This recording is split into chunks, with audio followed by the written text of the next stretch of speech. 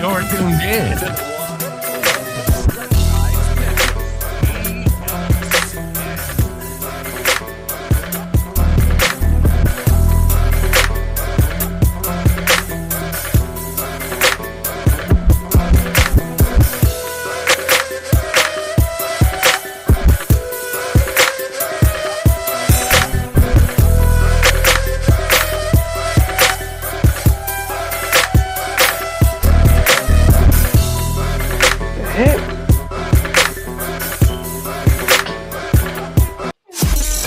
This is the Hollywood Red Show. You already know. Say what's up to the fellas. Your hosts, Slim Cat, Deacon Weezo, and Mr. Hollywood. You know what it is. This is the Hollywood Red Show. You already know. Say what's up to the fellas. Your hosts, Slim Cat, Deacon Weezo, and Mr. Hollywood. You know what it is. This is the Hollywood Red Show. You already know. Say what's up to the fellas. Your hosts, Slim Cat, Deacon Weezo, and Mr. Hollywood. You know what it is. This is the Hollywood Red Show. You already know. Say what's up to the fellas. Your hosts, Slim Cat, Deacon Weezo, and Mr. Hollywood. You know what it is. What up, what up? Yes, sir. Yes, sir. This is the Hollywood Red Show. You already know. Say what's up to the fellas. Your host, Slim Cat, Deacon Weezo, and Mr. Hollywood. You know what it is. All right, so we got a long night tonight, but we're going to get it all wrapped up. We're going to talk about the things we need to talk about. We got a couple topics. We got a couple hot seats. We're going to see what's going on. What's up, guys? What's up? What up? What's going down, Wayne? Where the Deacon at? Deacon, where you at? Weezo. Uh-oh. Weezo. They come back. Yeah, we here. Yes, sir. Okay. Yeah. Weezo, what's going on with the global warming and the pollution in the air tonight?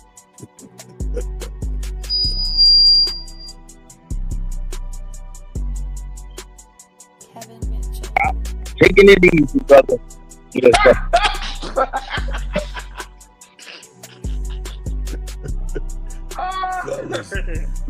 We here. It's Friday night. If you're not hanging in the club, come hang with us. Yes, sir. It's the Hollywood Red Show, Friday night, 8:30. Well, not quite 8:30. We on Willie time. I said I'll be there in a minute. And you know that's gonna take 30. But yeah, man, it's great to have everybody here, assembling together. Got the fellas. Shout out to K2 Cruiser. Yes, sir. Yes, sir. Shout out to Deacon Weezo. And yeah, man, this is Relationships 101. If you're looking for wifey material. And if you're not, that's okay. But if you're looking for a wife, that's what we are going to dissect tonight. So out of the panel, though that I'm hosting, I'm gonna give a little bit of my opinion, just a little bit. But everybody in here, for the most part, is not married. So that's okay, and we're gonna move accordingly because of that. So you know I gotta be an advocate for the positives, for if you want to find a good wife. The Bible says you find a wife, you find a good thing. But I can also say that also depends on who's looking for it. And if Deacon looking for a wife, we're gonna have to pour a whole gallon of olive oil on top of her head to try to make sure that she's anointed for the calling that it's gonna take to deal with the Deacon. Deke, where you at, brother? How you doing? Oh, we see Deke in the clouds. I don't know what he's doing over there. Yeah. Yeah. Gotta yell at him, man. Oh, yeah. He asked you something. I said, you doing all right, brother? Oh. Yeah, what's up? What that dating lifestyle looking like over there? Because I know you're talking about wifey material. What wife you I'm just, hold on one second, I'm coming. At the top, we was always unbreakable. We climbed up, we stay lit till the next summer. We the type we gotta eat before we feel that hunger pains. That's why we stay Big Willie, what a wife looks like for you before we start getting into the trending topics with KT? What does a wife look like for you, brother? There's a lot of things to take into a wife for me. There's a little bit of vanity in there too, you know, like you cannot be shorter than the shoulder or taller than the ear, you know, like Oh my God! if she's shorter than the shoulder, she's too short. If she's taller than the ear, I don't want to, no, all for me too. But it's a must. She must have all her teeth. Oh, Those are all deal breakers right there. If you got a flap, I'm gonna send you to the back. You know, straight up. I mean, I'm picky. Hey, God, and I believe God is okay with all that as long as that's what you're praying for. And you're gonna be patient enough to wait for it. You waiting for all that? I mean, I don't know about waiting. You know, there's been a whole lot of settling in my life. That's the better answer. I'm gonna ask for. That's the honest answer. You waiting or you settling? Which one's going on? I gotta get that flyer too, y'all. Oh man. Yes. What is it? What you say, D? I don't think we heard you right. I'm still not able to totally hear them like I'm used to. So excuse me if it ain't coming off right, but I'm not gonna be deterred. Yeah, We are talking about relationships 101 if you're looking for you a wife. So we're going to present during portions of this show tonight different interpretations of people who have a one-sided perspective. Some of them are men, a few of them are women, and they're going to give their interpretation on what their relationship status and some of the challenges.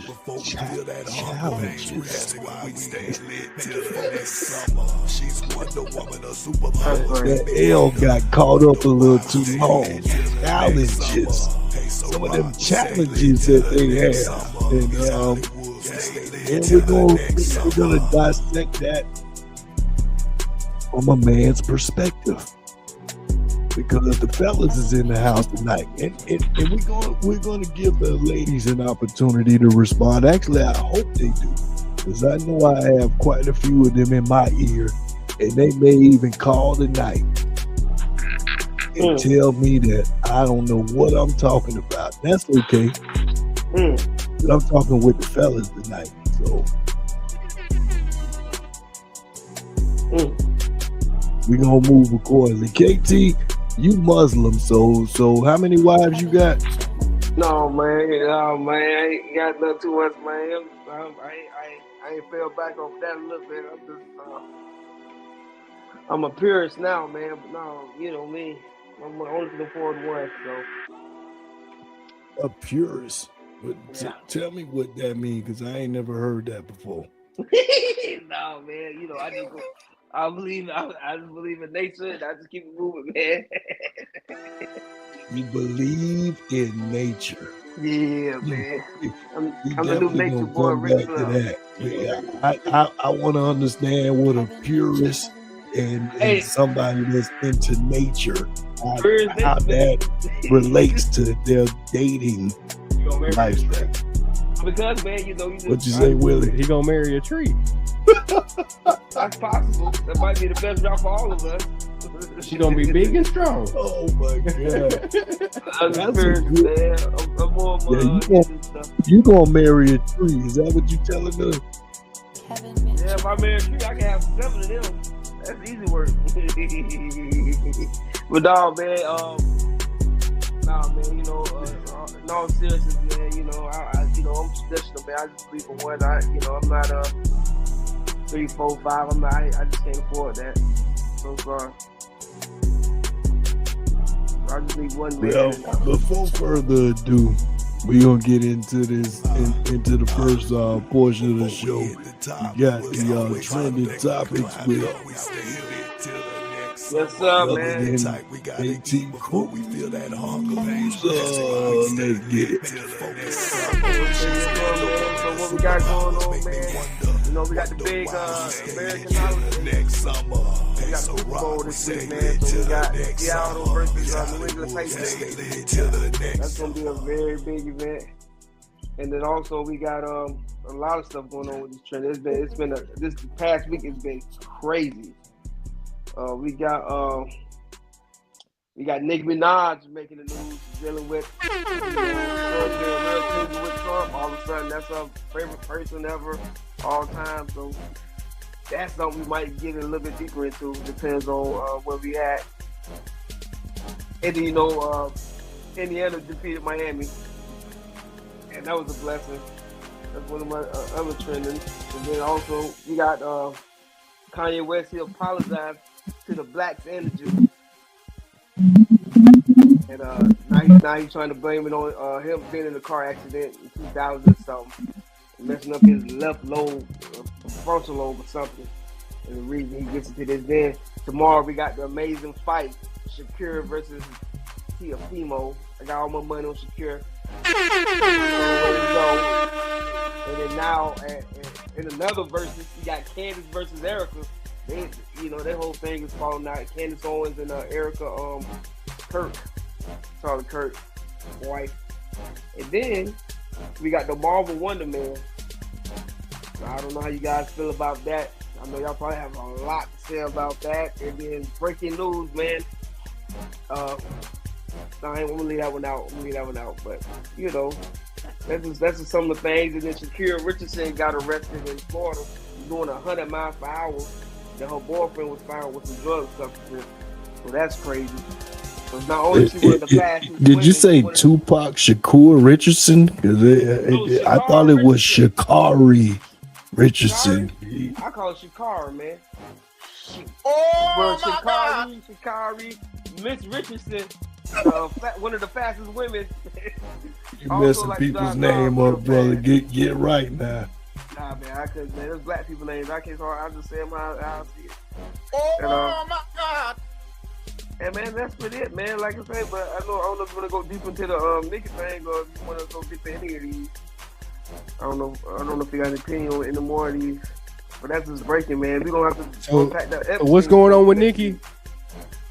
All of a sudden, she all up on the Trump.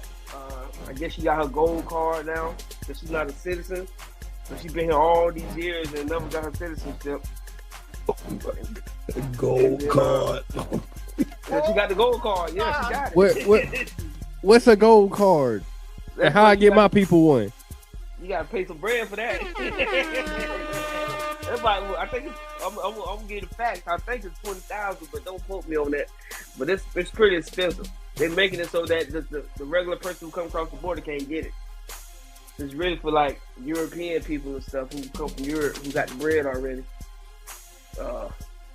Trump gold cards. We're getting facts on that before we move forward, man. But yeah, man, they're trying to make money off this immigration stuff, man.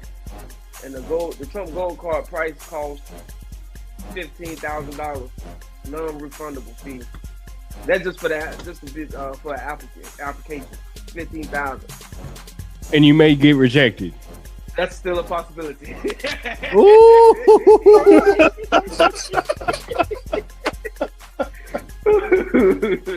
And each family member in town is an additional 15,000. Wait, what? So if you got kids you bringing with you, that's another 15 bands? That's more money, baby. More money. They's gonna make profit off this. That's what they've been. That's how it kind of should have been, but not this expensive. You know, back in the day, you had to do what you had to do, learn English and pass that test. But now, man, he said, forget that. Y'all want to be here so bad? Pay that 15K. They got this like a top-notch amusement park over here now, huh? Then they also say $1 million donation plus 15,000 fee for individual price. And if you're trying to bring a corporation in or from overseas, so that's $2 million donation plus 15,000 for each employee sponsorship.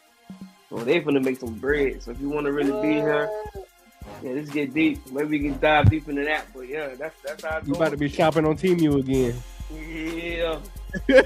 Somebody in the hood, somebody in the hood gonna have that fake gold card going on. You know that they gonna figure it out. I know a guy. If I don't, I know Deacon do. But yeah, man. But yeah, Nikki. So now she saying Trump her favorite person in the world and all this and that. You know, she playing the politics. You know, she playing the game to try to get the. I get it. But you know, us, black people all up in the world now. They don't want to listen to music no more. They're trying to cancel her and all this crazy crap. You know how that goes. Yeah.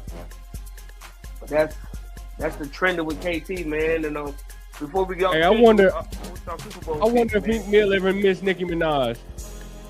I doubt it. I think she was bullying that dude. I think she was every dude she get. I think she bullied except this dude Kenny. I think she bullied Safari. She bullied Meek Mill. And I think the guy who got in jail, the only person she can't bully. I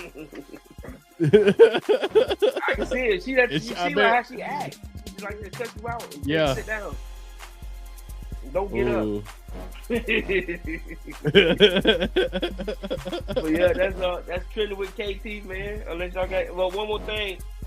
What you guys? Anybody got any Super Bowl picks? I got Seattle. I know you. I got Seattle too. Seattle all the way. Hollywood. Maybe you got. Who you got? Hollywood. You got Seattle. I'm gonna say Seattle. Yeah. If I was a bet man, and I'm not, but Seattle just looks too impressive for me, for somebody who ain't eating, breathing, and drinking football. Every time that they showed up in this postseason, it's been very impressive, and it's looking like the Russell Wilson Seahawks for me. Yeah. Jeez. Yeah, y'all got to check into that gold card. Man, that is crazy. They said if you want to expedite this, the highest tier card is $5 million. What do you mean expedite? Explain. If you want the platinum card, they got. You want to get here. You want to get here fast. Yeah. There's levels. This really for the rich folks. So the platinum card, does that mean the Air Force One is fit to meet me at my local airport, scoop me up and bring me to America? You just gotta pay it just to get. This is crazy. Well, Trump is an opportunist for real. He is not playing. Even if I pay for this platinum card, what comes with the platinum membership? Just faster delivery for me to get to America? Yeah. Faster residency compared. Does it come with a crib? No, do I have a ready-made furnished crib when I get here? If you got the $5 million, I'm pretty sure you got another $1 million to get what you got to get. I mean, you never know. That might be all they got is the $5 million. That's all they got, boy. They might need to stay where they at, man. I hate to say it. they rich over there, huh? Yeah, they rich where they at. Why come here? But that's it with Twitter with KT, man.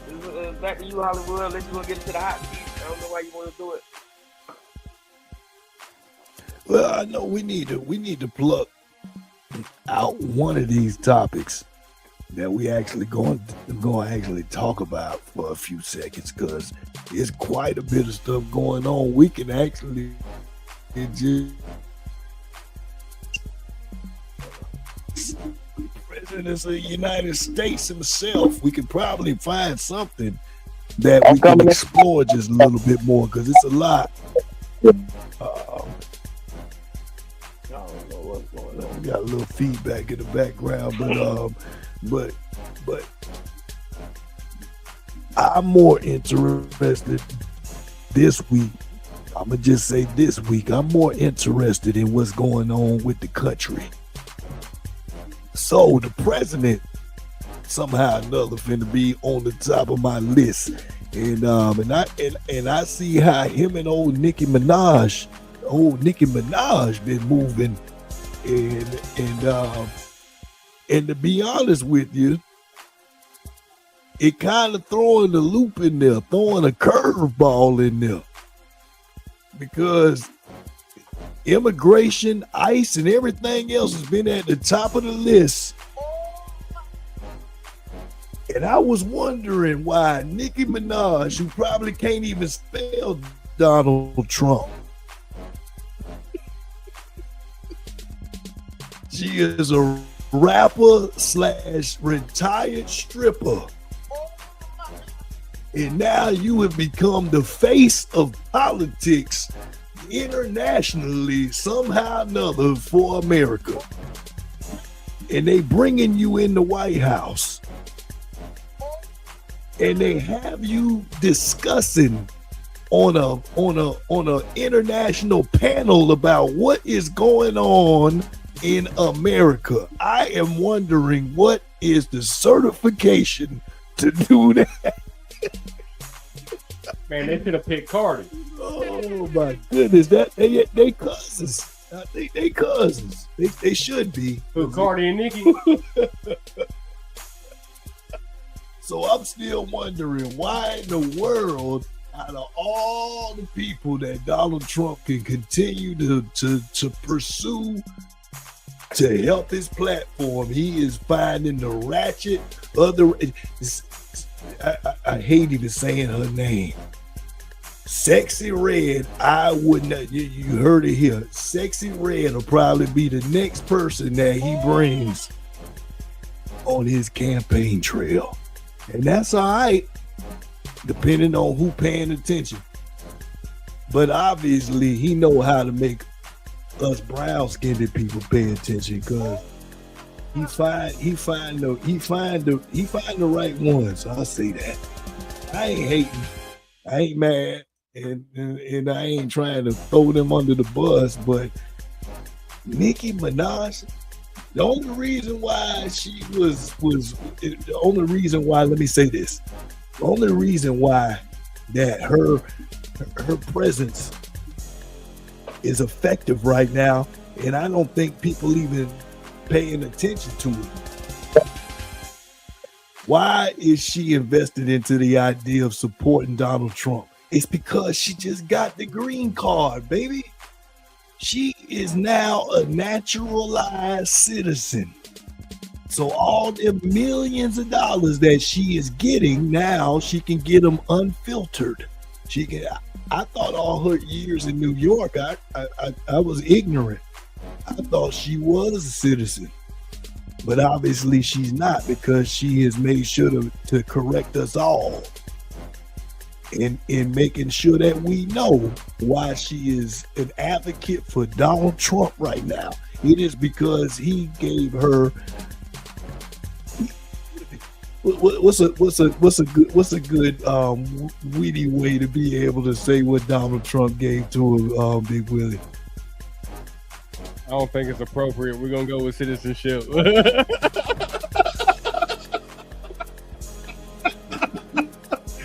I'll take that. He's doing something it is unheard of. That's why the Epstein stuff been under the rug for so long, because it ain't nothing but a bunch of strippers that's gonna come out here to be able to have something that to say. Ain't no people that's doing a 9-to-5, a regular job, that's got something good to say. It's these people that's been behind the scenes with their video.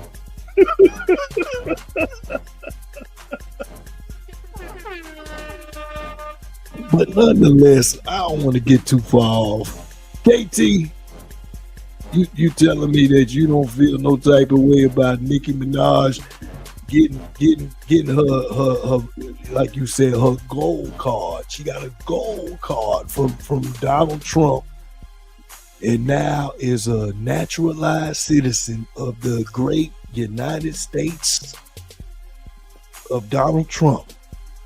Oh man, I feel no way, man. She did what she had to do, man. You got the money, you can afford it. Do what you got to do for what's best for you and your family, man. Well, why you think that the brown skinned community finds so much issues with this? Why is she trending so much while she's doing this? What you think about that? The brown? Who's talking about Spanish? All of them. I mean, I know that Nicki Minaj is Caribbean, so you know that's they black when it's appropriate. Let me say that. I get what you're saying for simple terms. You said why I just think this Donald Trump trying to get out of the way of this Epstein files, man. He's trying to make this Epstein files is on his trail. I'm a conspiracy theorist, so them Epstein style is just released so many files today, so we have to talk about it another time, but it ain't looking too good for your boy. So he's trying to, he don't care about Dickie, man. He's trying to just get in where he can try to get what he can get, man. Some of these celebrities got diehard fans and they'll follow they'll follow their celebrity. Like if Kendrick Lamar say he loves Trump, a lot of people might say he loves Trump. So he's hoping he can get that, but it's politics, man. Scratch my back, I scratch my back. You know how it goes. I can relate to that fan thing. When I was younger, I used to have a very, very bad, unhealthy obsession with Nicki. I ain't even gonna lie. Whenever she dropped that song, Super Bass, I was in my teen years. Yeah. I still love her, but she old now. I don't know. Her booty look crooked now. But she got a lopsided booty now. I don't know what's going on with that, bro. Too many surgeries. She keep going back. She keep opening up the scars and he's doing it. Look like you poking with a soul needle. Oh my goodness! See his prayers. He praying to God for the. That's why Willie is gonna be an asset for us tonight, because we're gonna see how activated his prayers is, because he want a woman. He want his wife with that Nicki Minaj. No BBL. No BBL. I want it natural, but no BBL. Goodness. Oh, they be looking like the ants from Bug's Life. KT, before we get out of the keep trending for this episode, this is one thing that we have not discussed tonight that I think that I'd like for you to weigh in on, my brother. I want to understand.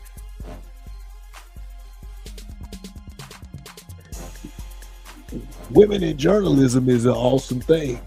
Women in anything is an awesome thing when it comes to, if it has nothing to do with genders. Mm-hmm. Two women that's in this conversation, Jamel Hill and Carrie Champion. If you've been watching ESPN for any length of time, you understand their impact in the journalism world, and I salute both of them. Mm-hmm. They're about to start their own podcast that's going to present bravado and expert nuance that they feel is currently missing from women's sports coverage. So that's the part that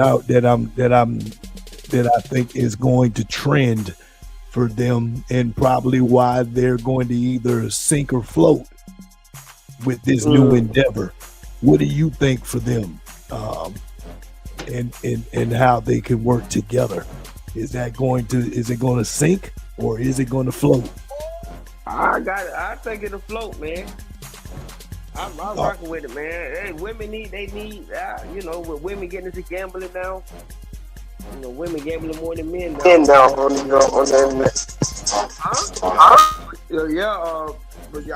it's gonna float, man. I'm gonna support these black women.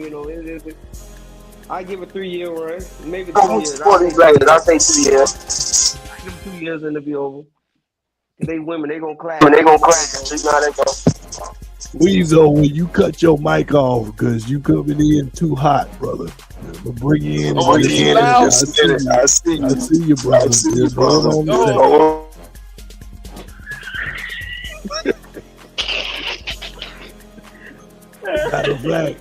Matter of fact, we're gonna jump into this hot seat because I can tell that I'm on me. Jesus. That our deacon is ready to start church, and I mean that, church without the R. Church without the R. Hey. Oh man, well, Hollywood, before you introduce it, man, you want me to go on and break down the detail of the hot seat? You got it, brother. Go ahead, take off. Oh man, all right, y'all. Yes, so y'all gonna put your seatbelts on, get ready. Man, look at here, man. We coming at you long and strong, and and yes, and we gotta get on the relationship, one of my favorite topics.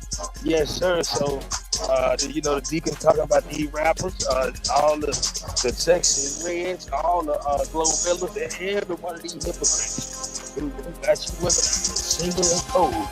Y'all cold, you ain't got nobody to hug on in the hood house. You're ugly, you're looking crazy. So man, look at here, you know what I'm saying? You got to change your behavior. See, man, one thing about the 90s, and I know it's the atmosphere. You got all this music, this steroid music going on, but we're gonna have to calm it down some and get rid of the radio. We're gonna have to blow all the social media up because God got to intervene, and we're gonna throw the church away too, because they ain't helping black love either. All you pastors on Sunday, you should tell all the baby mamas that give you their SSI check for times that they should be able to bring their baby daddy, if they know who he is, in the church. But you don't say it because you want to all for yourself. Yeah, y'all want all of the shake and bake. And it's sad, man, because you can fix these black homes and these raggedy black relationships. You know these women can't keep. If they daddy ran out the house, imagine the Negro got to do. Yeah, y'all got to. Yes, sir. So anyway, man, we getting on these female rappers because they hypocrites, and y'all got to stop looking up the Cardi B too, y'all. I'm tired of that too, man. Yes, sir. And the one thing too, didn't she call the white girl the B today? They were talking about that today, and ain't nobody make no big deal about it, y'all. So y'all, she needs to be canceled, man. She the only red bone that done wasted her red bonus, and that's my favorite color. But I wouldn't touch her with sexy chocolate, ding-a-ling. So and I didn't say the word though. So yes, y'all. But anyway, let's get into it. Yes, sir. Yes, sir. And she liberal, so sexy chocolate, you would love that. You like the Democrat. But anyway, long to get it again. So I do. Yes, sir. Disclaimer in here before we got started. And I played it. So I apologize. Yes, sir. Because before we get into this hot seat, I just want y'all to know. We all praying for the deacon so that he don't go straight to hell. Because this hot seat is exactly what it is. It is on fire. Oh, I like that. We're going to pray over the deacon while we get into this hot seat. Yes, I can lead a good prayer too, how to do it. Oh, God, I ask right now, God, somebody listening, God, that God, they be delivered, God, yeah.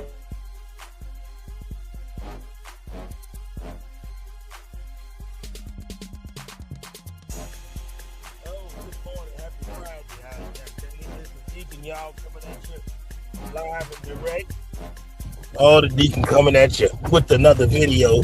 Oh, I love the way my brother B Miles said it. Y'all make sure y'all support B Miles' channel. God dang it.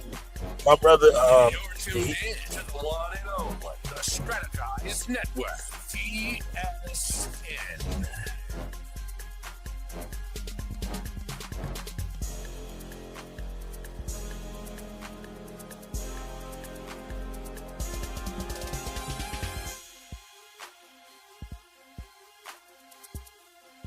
You're tuned in to the one and only, the Strategize Network, TSN.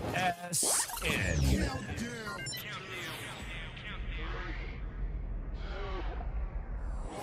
in the hot seat with Deacon Weasel on the Hollywood Bridge Show. One-man gang, god dang it. He been doing this for a long time, but he went viral. So you got to show brothers like him love. Man, the FBA brothers. And speaking on showing love, the deacon want to educate all you young whippersnappers out there. Y'all, god dang it, you young dudes, it's Friday. I know some of you got your SSI check. God dang it, some of you know, you get the benefits and the resources. You might have sold your Adderall, the god dang it, get a little spindle change.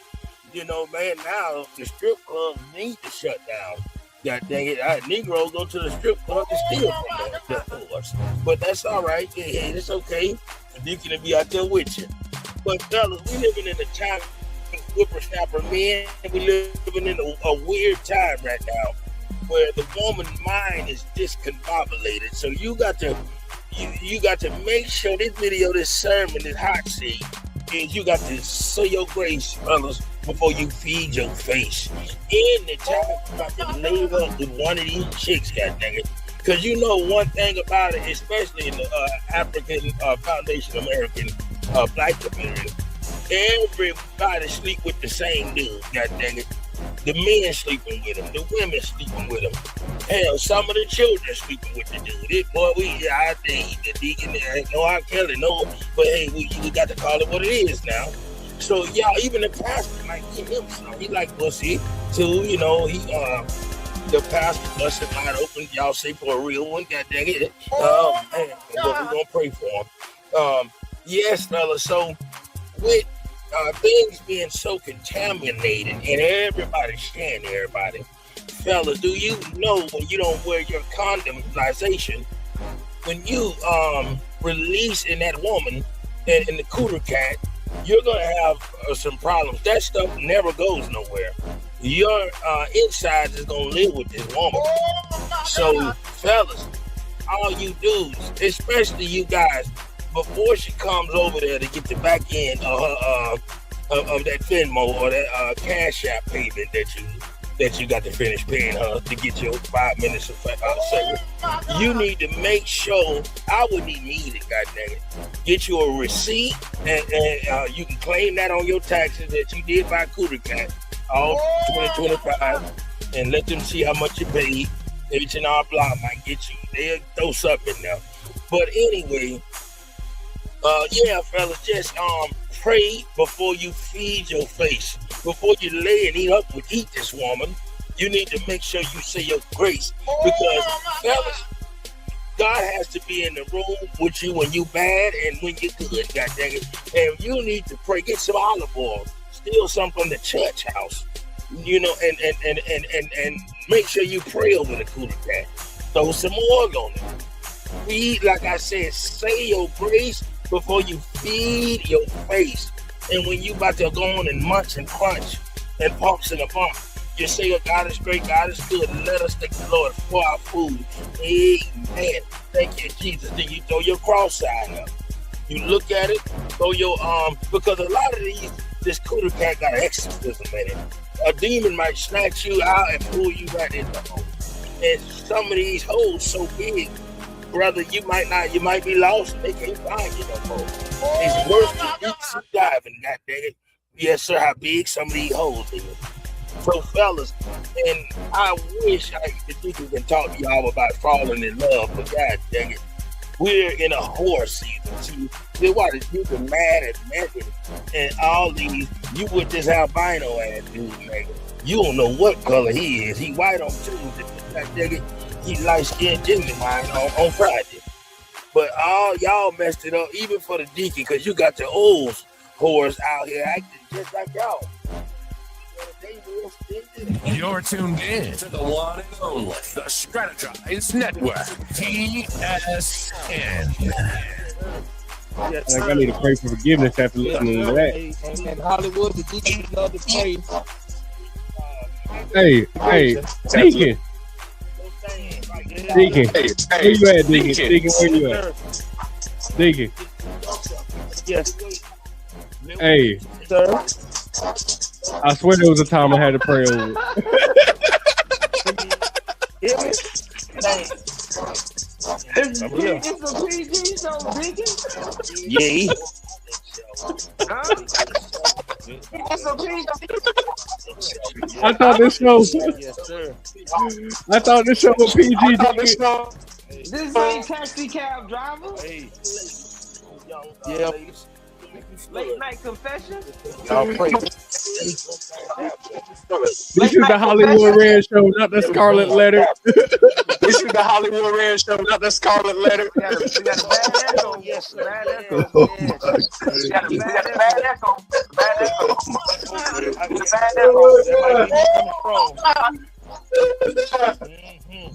See, that's how it is down there on that cat. Yeah, it's a bad echo down there. Crazy. Man, that hot seat got me hot. The hot seat got me hot. I'm over here sweating. The hot seat got me hot. I'm over here sweating. Well, brother, I wanna bring a prayer in right now, brother. No, man. Let's do it. Oh, God, right now, God, I ask that you touch somebody right now, God. Hello? Yeah, we ain't finna be touched with that prayer tonight, brother. I'm sorry to tell you. I see you already hot enough, man. And that ticket that's going straight to hell, I ain't going on that ride with you, bro. Y'all got some feedback.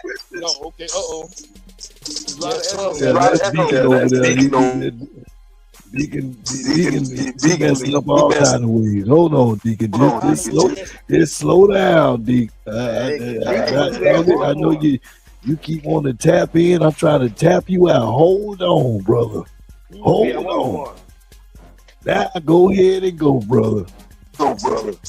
Oh, brother, yes, sir. Right now, God, is somebody right now, God, they're going to use their AMP, pay their loan money. Oh my goodness, Deacon finna take us to hell again. That Lord, Deacon is going to hell by himself. Yes, so Hollywood is somebody who don't change that with dicks. Right now, God, they use all the baby change. Oh God, they gonna buy it up, man. And so we asking right now that they pay their bills. Make sure that the daycare pays, God. Cause boy, look at here, man. Right now, it's just ugly out here, y'all. And we need to concentrate as we demonstrate. Yes, sir. And in your name, yes, sir. It's somebody talking. I'm afraid on that, brother. It's bumpy. All right, So Yes, sir. let's get into one of these topics. Yes, sir. Yeah, man. Oh God, yeah, I'm gonna go on to this. Yeah, go on and get the topic going, y'all. Hey. What topic you want to get into first, Hollywood? So we got this sound bite that I think is really relevant in the dating, in this dating world. So it's got not only the man perspective, but it also includes the woman perspective. So I think that this is something that's well balanced depending on who is our listening audience right now. And so if we got some women that's in the house, then you can't be too mad at us, because we got one of y'all that's able to speak in this lion's den tonight. So let's get ready to check this out.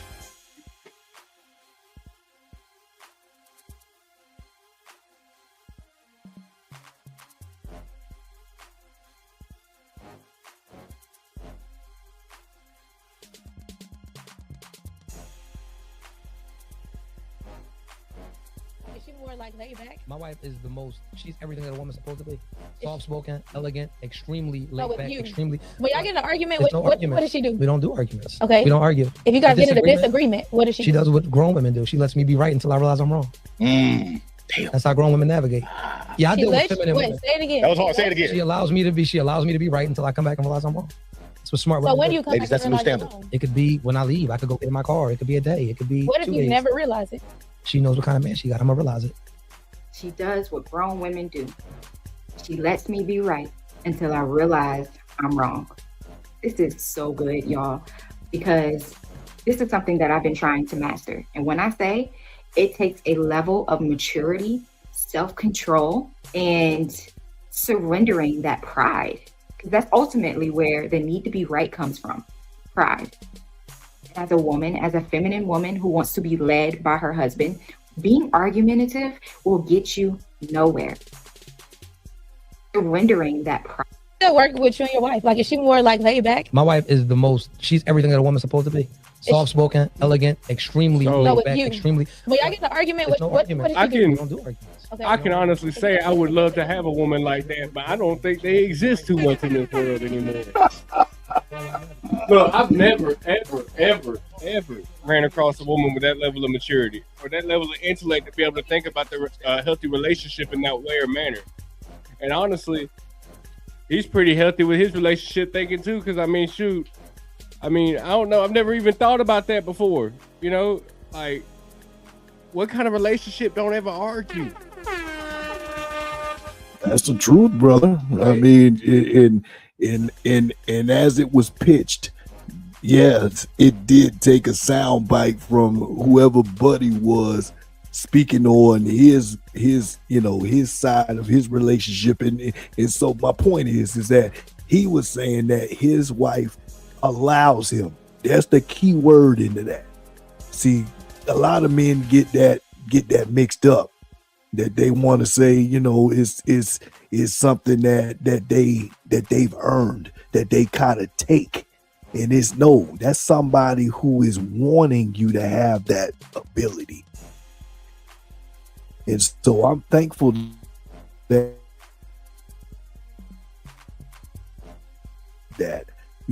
she allows me to be right at times when it's not that big of a size, that same type of grace.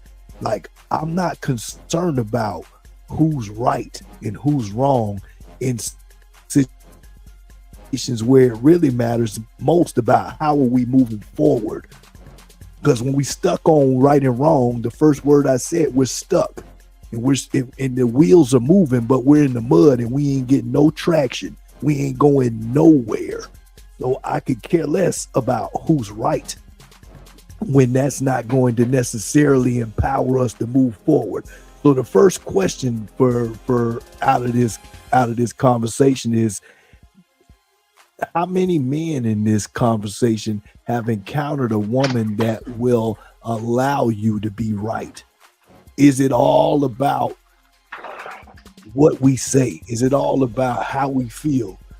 Because I've been there too, where it was more important to me about what did I say and am I right? I have been there too, where I was more concerned about, this trivial stuff, So for example, what do you take from that, brother?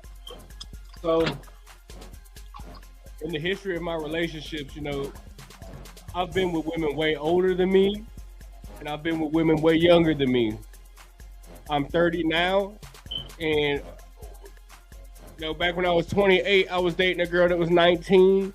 When I was 22, I was dating a woman that was 42.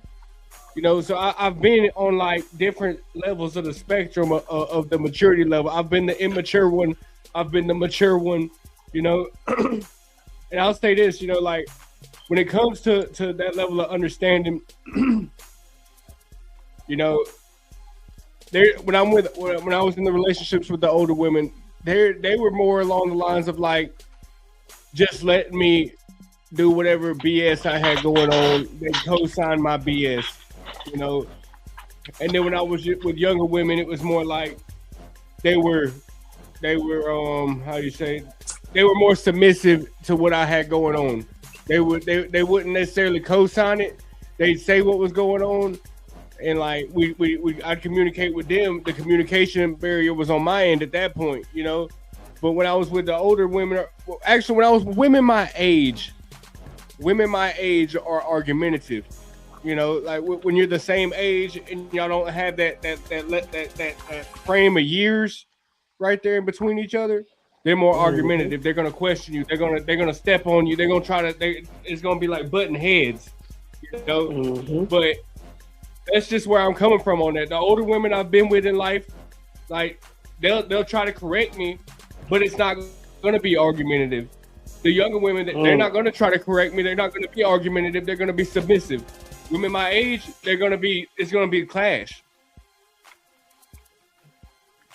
I don't think there's any disagreement in the midst of this, because that young lady, if we take anything from what she said that it was a work in progress, that she had to condition herself to be that way.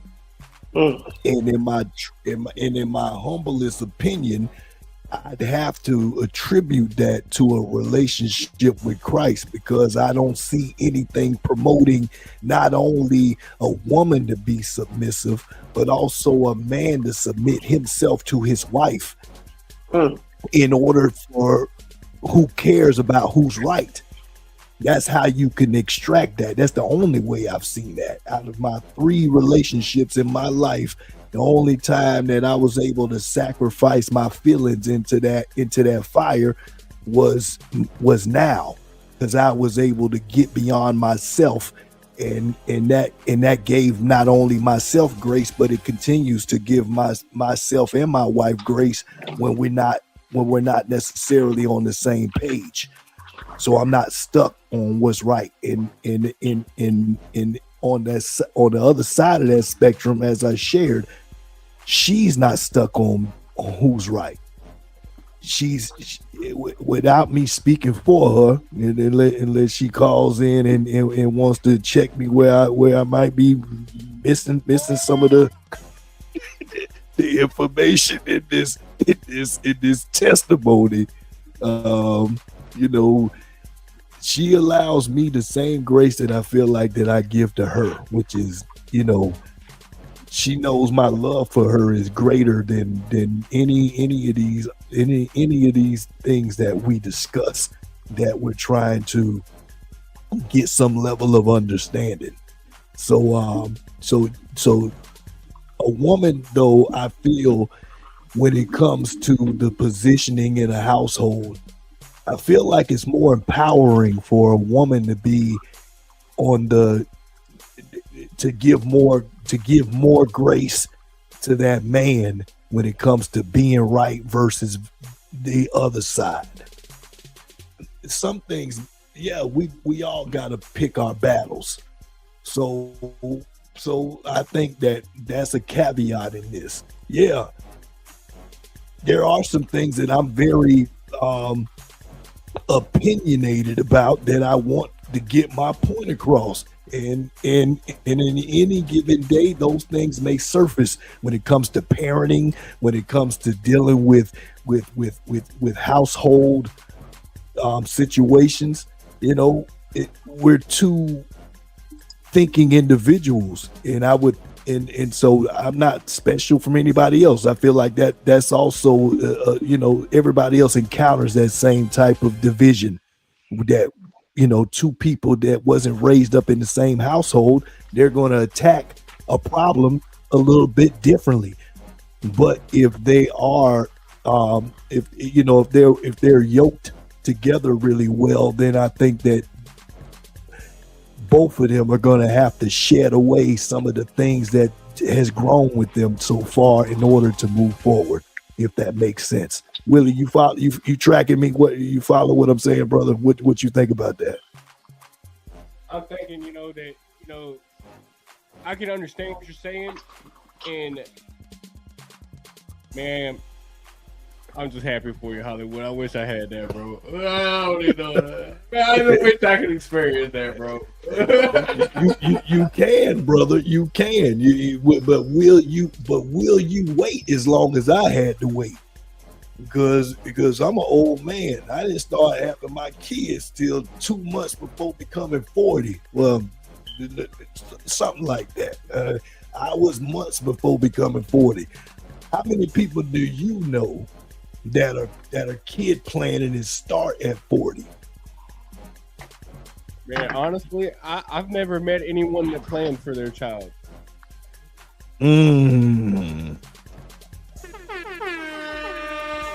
That's a fact too, brother. That's just true. That I honestly can't think of one person off the top of my head that planned for their child. And that's no, that's no flex for me. I'm not flexing on that because that's all God, brother. That was me getting out of the way so that He can do the greater job and bring supernatural things that I don't deserve, but that I know that He is providing. So I'm sure enough not going to be my own worst enemy and get in His way, because the other side of the grass is always greener when it comes to God. I'm gonna tell you that. That's the truth, brother. And getting out of His way and letting Him move, not having to be right all the time. Because I still want to be right sometimes. But like I say, I gotta. When the Bible say, when you find a wife, you find a good thing, and I have been blessed with a great thing. So shout out to my wife and KT. Yes, sir. Have you encountered a woman that just allows you to be right? Something that you don't have to necessarily fight tooth and nail just to get your point across or to get your piece. How has that looked for you and your relational attachments? Oh man, it pretty much goes my way, man. For the people, since I've been older, younger, I had a lot of rebellious people, but when I've been older, man, everything just, ain't too much fight, pretty much everybody go to the program over here. But I ain't married, but in the situation I'm in, so but previous in my 20s, everybody young, so you had to deal with that. You know what I'm saying? KT. Yes, sir. Is that a Muslim thing or a purist thing? Oh, that's my Hindu side, actually. That's the Hindu thing. Yeah, that's my Hindu side, but no, man. Your chick got one of them little red dots on her forehead like she got the laser beam on her, huh? Oh, we split. Hey, we split religions. We split religions. She got her beliefs, I got my beliefs, which is He said beliefs. Yeah, beliefs. Multi. I believe in everything. We praying for you, brother. Oh my God. Yeah, I love it, man. Yeah, I'm to my I'm in my monk bag, but yeah, man. I haven't had too many of those issues, man, lately. But in my 20s, it was crazy. It was real crazy, man. But a lot of stuff depends on how a woman was raised, and if she had a 2-parent household.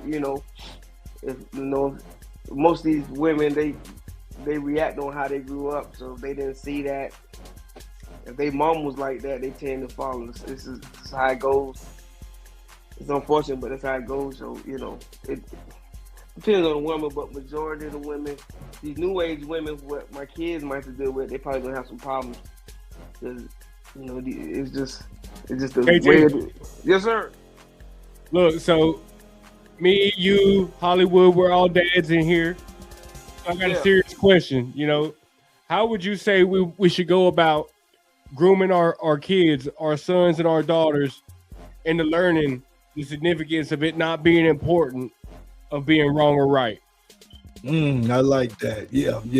I think let me add a little salt to that. I think, how are we grooming our children to follow in the same practice that we display in front of them? Because it happens. Because I know my children see me and my wife have certain conversations about, who at minimum, it's a difference. It's going to show that we both aren't thinking exactly the same thing, and so we're coming to a resolution. So how do you teach that? Do you and it's no knock. It's no knock if for whatever answer that is. If it's not something that we're able to put it into words, but just the importance. So maybe let's just unpack that first. Do you think that's important to walk that out in front of your children? Yeah, I believe it's for sure. You know, my situation is a little unique though, because it's a little harder when you got the ones who don't stay with you. You don't see as much. So, you know, but the boys, I got them under control. You know, they gonna go the right. The girls, I'm more concerned about the girls. Cause they mom, you know, they teenagers now, so they in they bad. Like my daughter now, my second oldest, she ain't got a nose ring and a belly button ring, and I just found out yesterday. So I'm like, man, cause her mama one of them mamas who just who go with the flow. So I'm pretty sure when she get old enough to have a boyfriend, her mama probably let the boys come over. You know, there's only so much I can do when they ain't in my household. But the boys, I'm leading them down the right way. But them girls, I'm gonna have trouble with because they with their mama majority of the time. I just told my little niece's boyfriend the other day. I'm gonna sound like Deacon Weezo real quick. I told my little niece's boyfriend the other day. I looked at that man. I said, "You cute." He said, "What?" I said, "You should keep this one." And she said, "Stop it! You're gonna make him scared." I looked at him. I said, "Anything you do to my niece, I'm gonna do to you and your whole family." Oh my God, that's facts though. Oh my goodness! You gotta do that though. You got to. I know what was going on up here when I was his age. Was that a scare tactic? Was that a fear factor? Something you was trying to present? I don't know. I took his food too. I'm just kidding. Oh, wow. Well, he was another level, man. Oh, God. Well, let's let the. I know the Deke ain't get a chance to tap in yet. Deke, where you at, brother? I know you unfiltered over there. That's why we got to put a cap on that soda, because you know when you shake soda, you know what happens.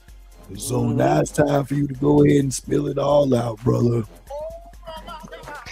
Deke, you over there? I know you probably gonna end up coming through when we back on the next note, but we love the Deke though. Weezo, you gotta yell at him. Weezo. He's street preaching right now. He's doing his street ministry right now. Grass in his lawn. Fell out in the middle of the road. He's doing his street ministry right now. So I mean, yeah. Before we get into this next clip, I think also. Okay, there we go. There you go. Get that echo coming in. That means that the Deke is here. Yo, yes, sir. And what we talking about, the relationships, and just I want to. We want to know how many women you've encountered that allows you to be right. Oh God! When you wrong. None currently, and I'm on their payroll, man. Yes, sir. Yes, sir. Yeah, these ain't women that we dealing with today. I mean, I don't know what the. Yeah, it's bad. None of them want you to be right. They don't even listen to you. They don't like it. They hatred is against the Ku Klux Klan ago. That's just how bad it is. All they do is respect your resources and your money. They don't give no doggone about who right. Long as the money right. That's all that matters. And it's sad because now finding a good woman is like playing a Florida scratch off. You might hit a 20 and you might get lucky every 10 scratches, but boy, it's ugly playing the game. You're gonna lose bad. Yes, sir. So y'all, I can't even say nothing about who's right, because boy, these women right now, they the men that they say that they hate. They'll tell you right with sexy chocolate private in their hand. Yeah, like it just like we got some hot sex. They doing it all. yeah, y'all. So y'all, I can't So have a let me caveat that. Mhm. How important is it for you in your relationships to be allowed that opportunity, or do you function without it? If you say it doesn't happen too often, or is that the reason why you're single? Or maybe let me say, does that contribute to you being single? Yeah, Not being allowed to get it to be right. Yeah, and they ain't got no forgiving heart. Like, I know they cheat, I cheat, but I get caught and they don't because they look through my phone. But yeah, so it ain't no being right. Yes, sir. 'Cause I don't look through none of her drawers or clothes, but then they come over here to the house, to the dungeon, and they looking through everything. So it ain't no be right. It's who the sneak is. That's what it is. And it's sad, yeah, because that's why the deacon single, because, I'm old and everybody acting like this. Everybody. Yes, sir. So, but I'm waiting on to get me old good fresh migrant before, I'm gonna go on and marry her before the ice comes. Oh my goodness. Yes, sir. Thank you. All you guys, Go buy you. just hit her up and get her a gold card, bro. Yeah, that's what I'm gonna do, brother, and a food stamp card. But I got to get me in my sir. I don't want. Yes, sir. But yeah, they getting good food stamps. I would get a Somalian, but she might scam me. Them Nigerian and them Somalian women, they were damn. Yeah, they very dangerous with the scam. Mm-hmm. Right. And a lot. Yes, sir. Yeah, y'all. Your Social Security. Eight people have your Social Security number. Messing with them. Yes, sir. As long as one of us gives some credit. Oh yeah. But see, they won't give us the money. They only share that billion with their people. They act like they don't know what we talking about when I'm trying to learn the scam. I say, hey, you got something going on in that background that brings a lot of echo. Oh, the background bringing echo? Yes, sir. Come back there, brother. We need you to tighten it up. Oh, I got the normal phone, ain't? Okay, let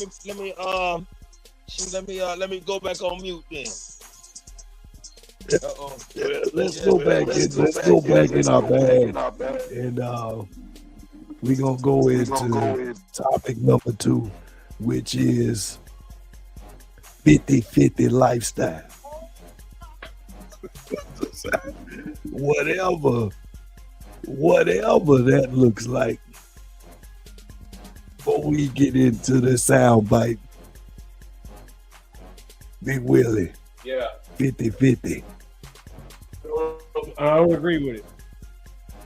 Huh? I do not agree with 50-50 lifestyle. Wow, man.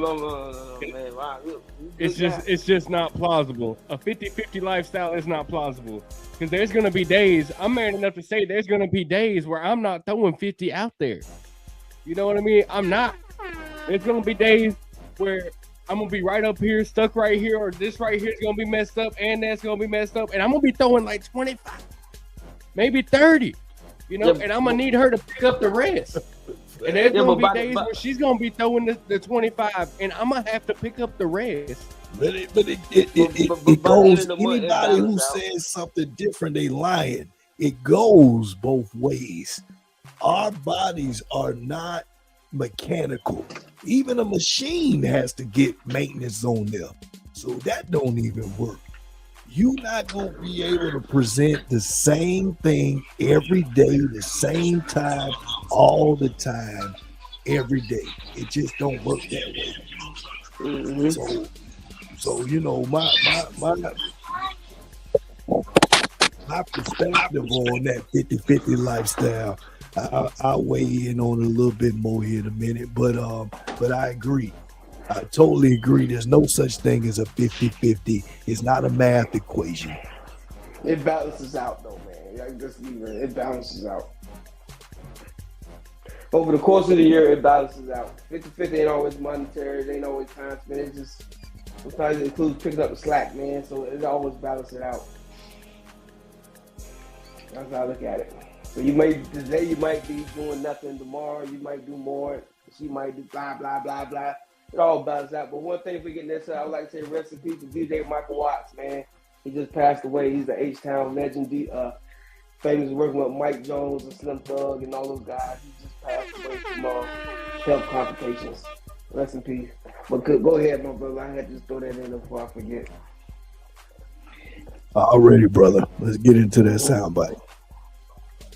Handling most of everything. I should just be paying the cable bill and cooking you dinner. Well, if that's the case, then I'll just go get a prostitute then, right? If your woman doesn't want to contribute.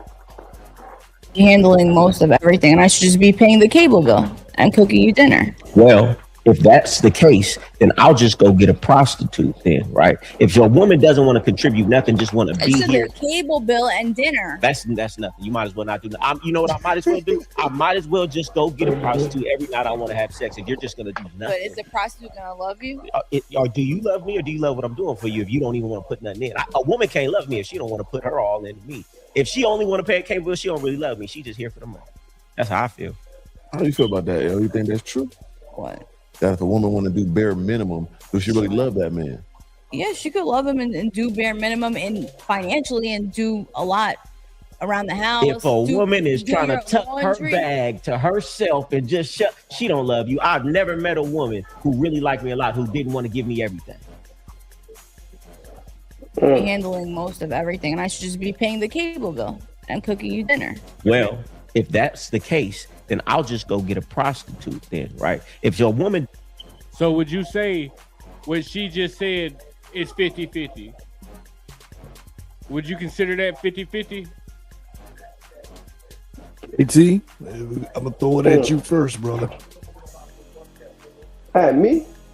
Yeah, what that lady just said to that man, would you consider that 50-50? Would you consider that her doing her half? She's paying one bill, she's paying a cable bill, and she's cooking the dinner and doing all the housework. Is that her half? Man. Yes. Oh my God. You say yes? Yes. You say yes? Yes. I think we caught him off guard by giving him the first baton in this marathon. You sure you ready to answer it first, brother? You need some help. Me? I said it's 50-50. Y'all don't agree? I must have missed the clip from what I heard. That's how it's supposed to be. I mean, she's realistically, I mean, that's 50-50 if you live in like the 50s. Yeah, but that's y'all Christian men. That's what y'all want. No, it ain't. Y'all prefer. No, it ain't. Yeah. Don't start to y'all because we all got different wants and needs when it comes to our women. Y'all, man.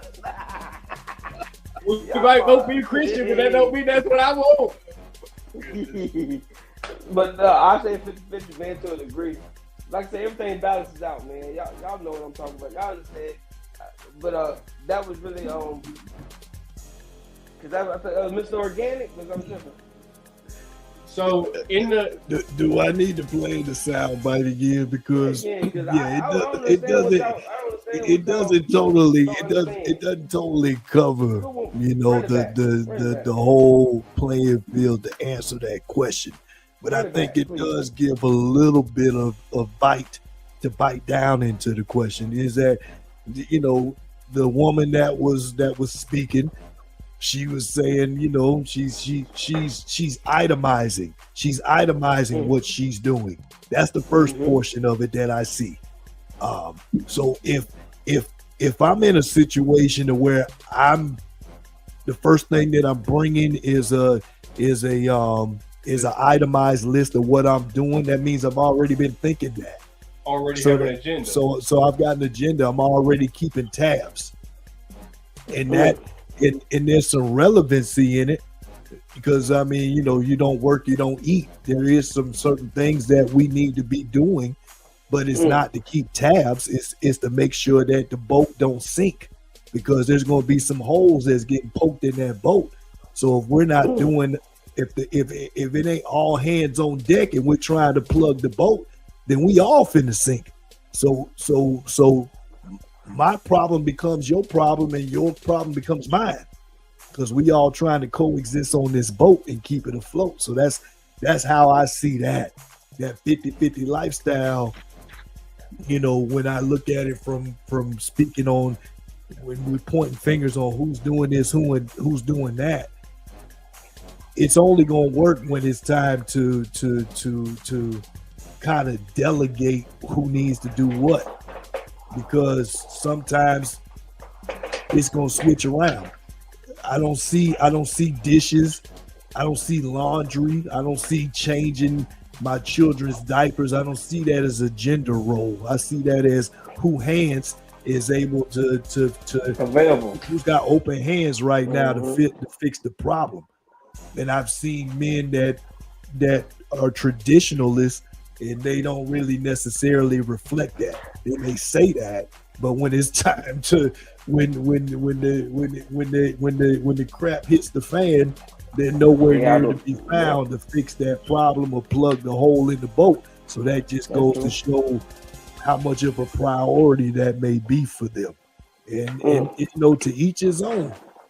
Because I've seen some men that stand up in other areas that the wife overcompensates, where hands-on might necessarily be something that, you know, could free her up in other ways. You know, the money he might be able to throw money at everything, and she's not overwhelmed to just say, yeah, I'm gonna do it all. I'm gonna cook for you. I'm finna do your laundry. I'm gonna take care of all 3 of your kids while you drink beer and sit back and watch Sunday, Monday, and Wednesday night. Sunday, Monday, and Thursday night football with the boys. And then, you know, one of them fellas might pull up and see that, and he might be confused and think that that's everybody's life. But she might be okay with that because that's just the lifestyle that they have built. So that's why I'm standoffish about speaking that, you know, for any other situation other than my own, because I don't live that way. And, you know, I can watch my football, but you know what? I got it on my tablet. My wife got me a thank you, baby, for getting me a tablet for Christmas, so that when they dominate the TV in the bedroom, I can watch my UFC or football, and I ain't got to fight with them on whatever that they want to watch. So, but 50-50 lifestyle. Let me get back to that, man. You know, Deke, please don't make it the 100% lifestyle. 50-50. Give some balance to it. Do you got something to add to it? And if he don't, Willie, did you pick up? Did you get tag teamed in already in this? I'm trying to remember. No, I kind of spoke on mine before we even started the soundbite. I spoke on it, you know, so I kind of already spoke on it. But I definitely have another thing to add to this soundbite after Deacon, you know, goes. I pulled something else from the soundbite I want to say too. Me too. Yeah, we got some comments too, so the comments are flooding in. And we opening up the call lines 256-405-9050, and let us hear what you're talking about. Like I said, I have one thing to say. Weasel, you know. But if you keep a tabs of 50-50, it ain't no real love anyway, man. That's all we got, man. Do what you gotta do and let you shit up, man. Cause that's how it goes. If y'all gotta keep tabs, oh, I watch the dishes this day. Oh, you ain't taking the trash out. Oh, blah blah blah. It ain't, you know, do what you gotta do, man. If you, like my boy said, if your hands available, do it. You know, if you home, dishes in the sink, you do it. Don't wait for me to come home and say, oh, you need to watch the dishes. Well, no, if you was home, I just got off an hour after you. You should do it. If there's a problem with you that has been in the sink, you should do it. Don't come nagging when you start nagging. Say, oh, I paid for dinner last time. Blah blah blah. I don't think that's love. Love. It shouldn't go like we together. Just do it. Like Nike, just do it. And I just do what I need to do. It shouldn't be no split, man. I think when you do 50-50, man, when stuff hit the fan, that's when you really gotta watch your back because she been going 50-50 while you together. When they hit the fan, she's sure gonna be in the courthouse trying to get 50-50. So you gotta watch your back. You gotta watch your back, boy. I want you, matter of fact, while you responding, I think this is a good comment for you to add on to your perspective. Dr. Miriam, who happens to be my wife, she says that whatever the agreement is, it should be agreed upon from the get-go. So these things basically we should have already talked about before we got into that, which I totally agree, and that is the basis on how we built our marriage within a 3-month time frame. That's why we was able to cut to the chase, and here we are now going on year 9. I mean, 3 months. How much time do you got to talk about all this and perfect it to where when it actually does happen?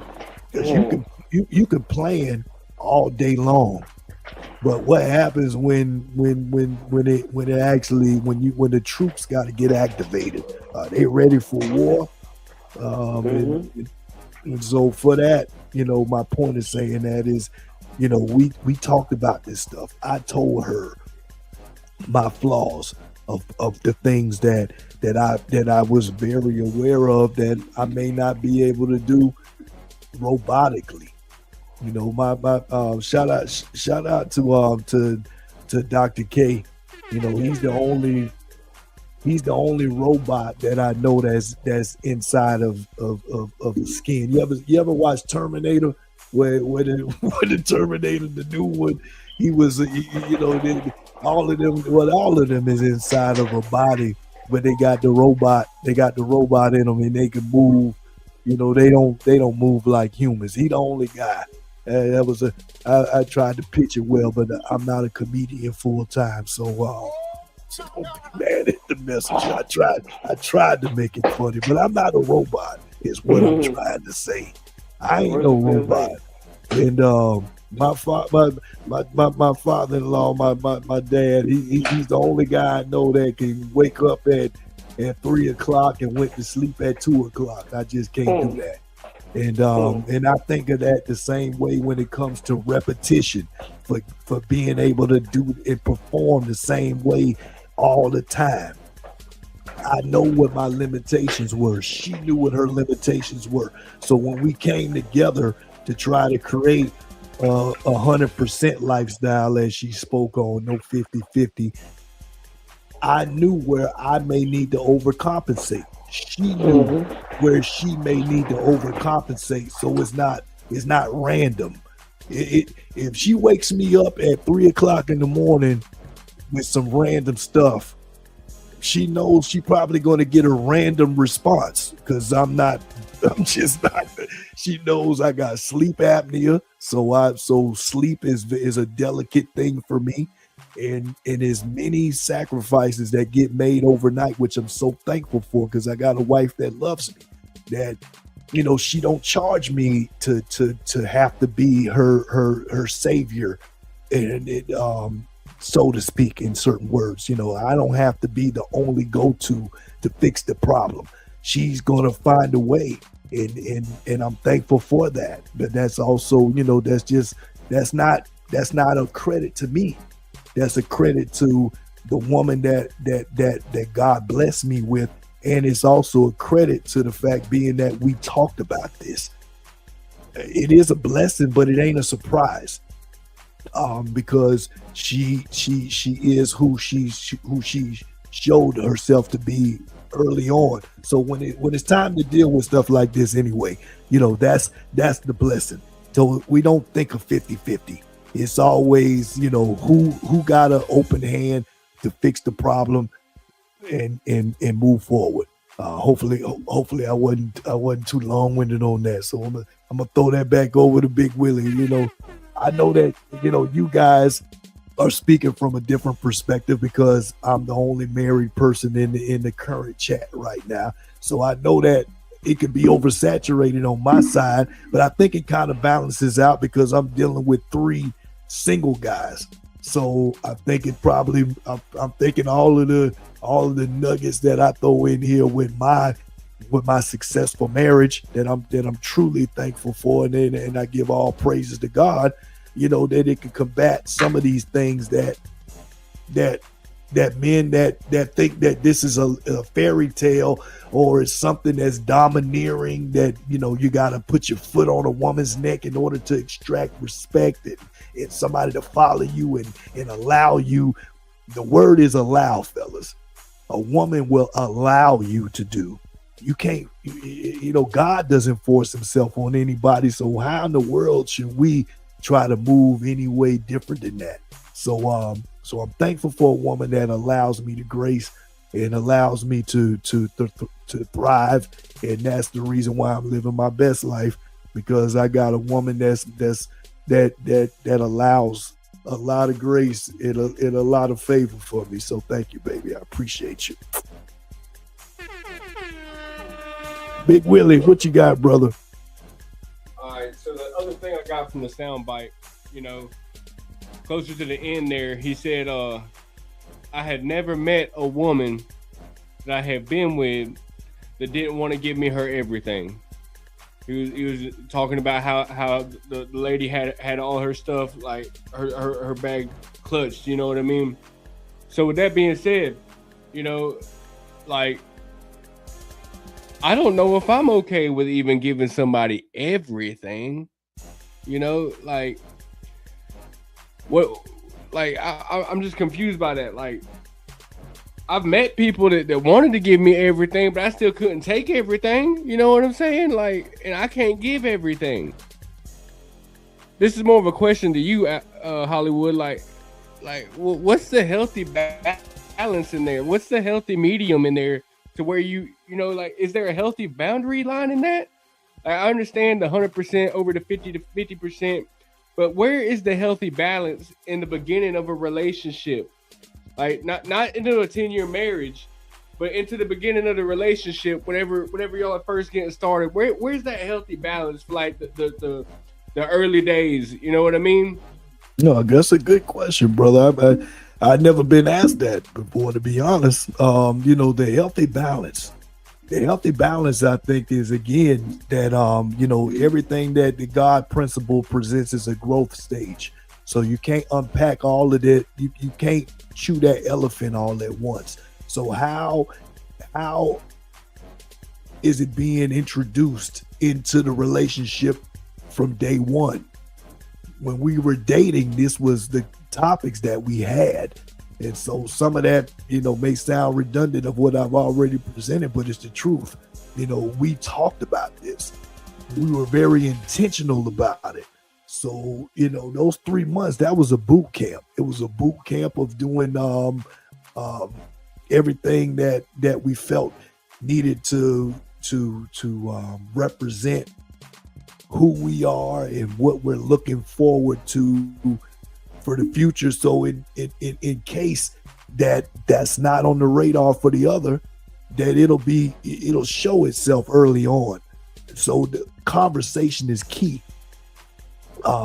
You know, in them first 3 months, if I notice that if it's a delicate conversation where it's like, oh, I don't want to talk about that right now, that's a red flag, because there's some healing in there and there's some secrecy in there that's not going to allow us to stretch the limits of ourselves to incorporate somebody else. Because don't get it confused, that process is happening whether you think about it or not. We're creating a space for somebody who wasn't there before, for their problems, for their concerns, their desires. So you know, I know I'm kind of speaking in a nuance, but the truth is, you know, the reason why that we were able to, when those problems did come, whether it was dealing with relationship, because 50-50 to me doesn't just revolve around finances. 50-50 is an energy thing. How much energy am I trying to put into it? And as I spoke earlier, with us doing our night routine, morning routine with our children, there's nothing monetary that has anything to do with it. But it has everything to do with who's motivated and in the play that we call it. Who's the coach and who's the quarterback right now? And sometimes you're gonna be the coach, and sometimes you're gonna be the quarterback.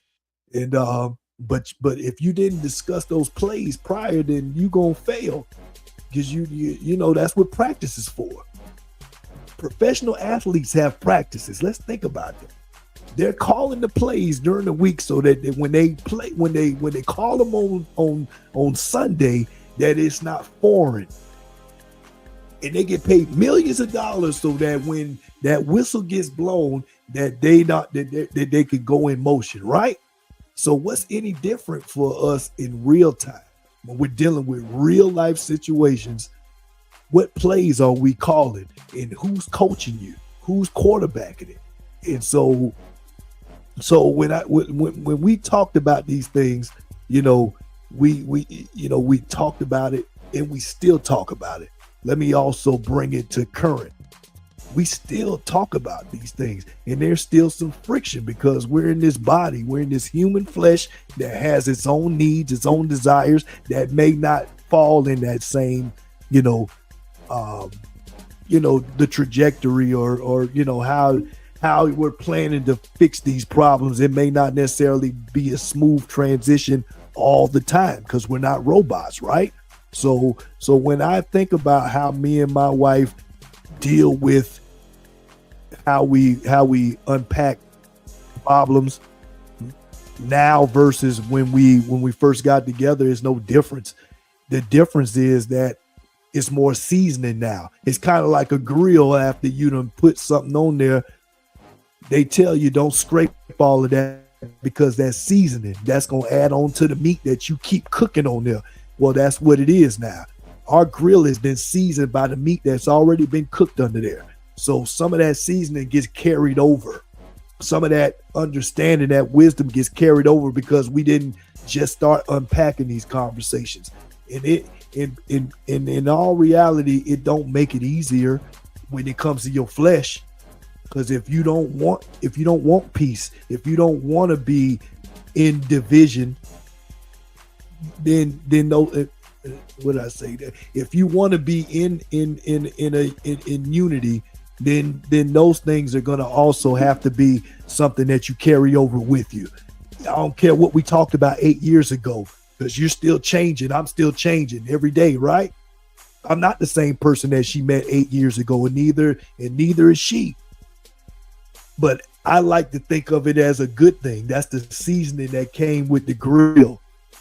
We've been grilling for a while, so it ain't that we're starting from scratch. I didn't degrease all of that, got rid of all of those things that are lubricants to help us, have. I'm trying to speak metaphorically, but I think I'm probably Hollywood. So basically, what you're telling me is, it's pure good, healthy communication, being deliberate with what you're saying, and having deliberate action behind what you're saying. That's the key basis on how to make this healthy relationship work. Pretty much. That's the fact, brother. Yeah, you definitely consolidated everything I was trying to say. KT, what you got, brother? Hey, yeah, good job on that, brother. I ain't sleep. Oh, I ain't sleep, brother. They on there preaching like Martin Luther King. I almost went to sleep. Hey, brother, like I told you, I'm preaching combating. like Malcolm X, preaching like Charlie Kirk. Yeah, you up here preaching like Charlie Kirk. But anyway, I think we got a caller coming in. Let's get this call while you're on here. Yeah, I think. Call from. Hear you. To accept, press 1. To send a voicemail, press 2. Caller. This is the Hollywood Red Show, and how can we help you? So I wanted to comment on that last question that was asked. Willie, can you ask that last question you had one more time?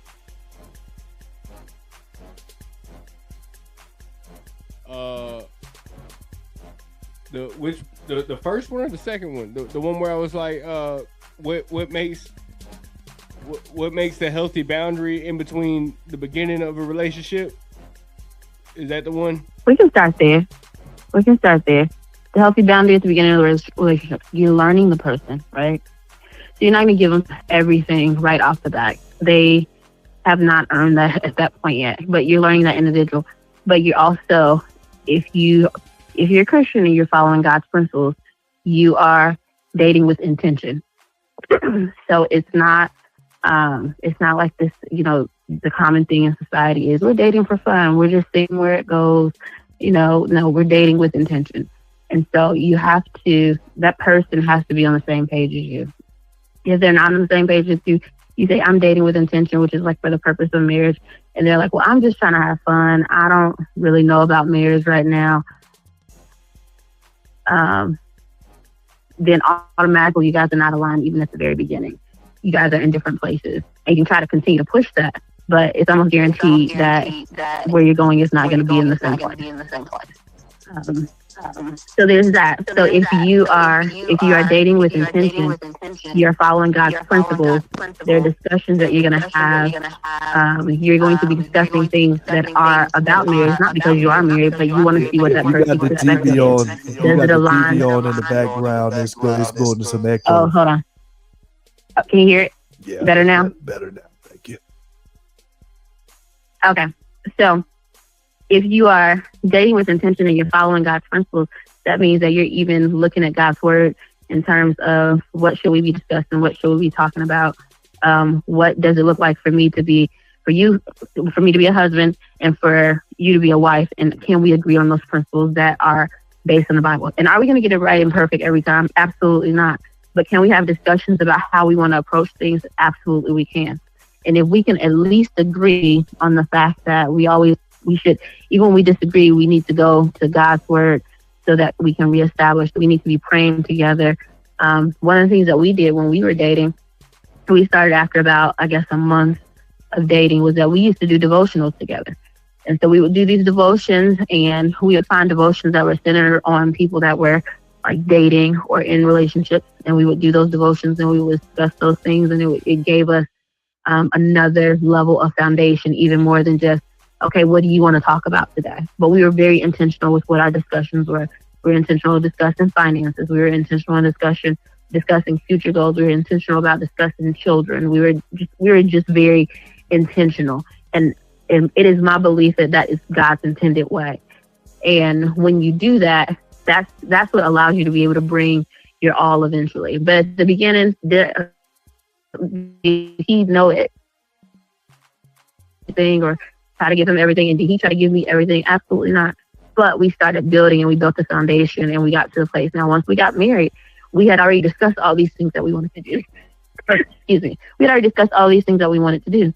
And so at that point, we were able to do the 100-100. When I say 100-100, it's not that everyone's going to wake up today and be able to absolutely maximize everything. Like my best today, may not be very much. I could have a migraine, I might be sick or whatever, but me just like getting up and doing what I can do for that particular day. And him saying that she's not doing well today, let me, is there something else that I need to do with the kids or whatever? That could be your 100-100. It's just saying, basically, whatever it is, we're in this together. We're a team with God as our foundation. And we can always, no matter what, with God as our foundation, we can always go up from there. Always. Thank you for elaborating so eloquently. Are you single? If not, my homeboy Hollywood said, "What's your number?"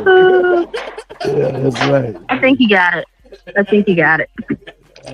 But in all seriousness, where do you think that there might be the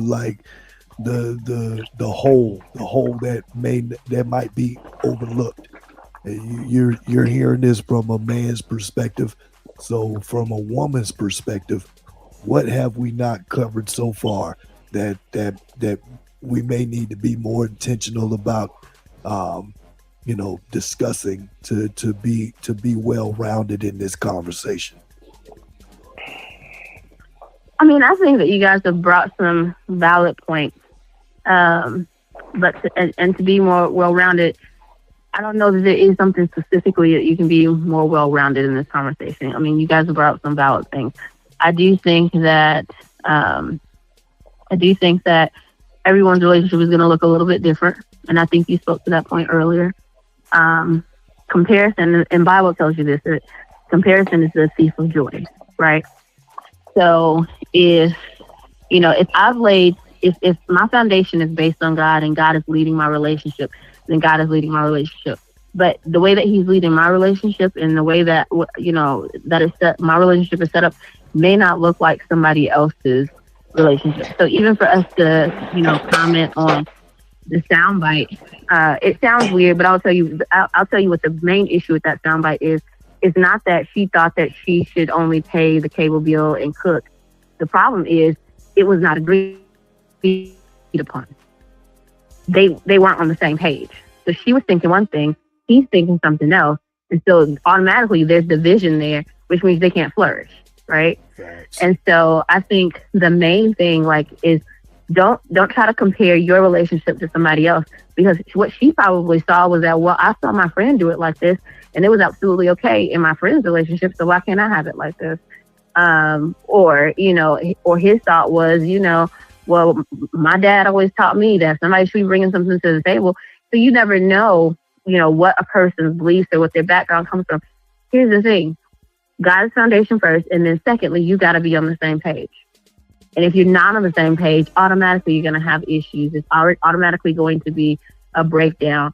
And that comparison thing, I don't care who you are. It's not, yes, we can have people that we look up to, people that we see as role models. But I think that the part that we should be able to see as role models is, do they have God laid as their foundation? Number one. Number two, if they have issues or disagreements, can they come to each other and go to God about those disagreements and those issues? And number three, is their focus on, if you're married, is there focus on staying together and not how quickly can I get out of this? Because that's also one of those attitudes that can destroy a relationship or destroy a marriage. Whenever I don't have to deal with this, I'm gonna just go. That is an attitude that can destroy a marriage if somebody's always looking for the easy way out, because that's the easy way out. And so those are things like I said, comparison is the thief of joy. That's Bible. If you start comparing yourself and your relationship to a whole bunch of other people's relationships and things like that, and thinking it should look just like theirs or whatever, it's just not going to be the same. And that's the fact of the matter, because you're different people. You have a different relationship. It's built on it should be built on God, but the rest of it, what your goals are, none of that is going to be exactly the same. And so I think that's the big thing that sometimes people miss. And the other side of that is, just because you think that you see them doing it a certain way doesn't mean that that's how it really is. Because some people do stuff for a show. They could do a whole lot of stuff on Facebook and on social media, but that doesn't necessarily mean that that's the case. And there's some people that are genuine. I know for us, what you see is what you get. But we're not just faking something. What you see is what you get. But there are people who, they think this person has such perfect lifestyle over here, and they start comparing themselves to what they got going on over there, and what they see is not even real. It's a facade. So people have to be very careful about that as well. And I think that's where a lot of relationships do actually fail. Comparison. Thank you. That was an excellent response to that. Big Willie, what you got, brother? I just want to ask another question to Dr. Miriam while we still have her on the phone. All right, so early relationship, it starts as a friendship. This is kind of a situation that's going on currently with somebody I know. So, you're still starting to get to know each other.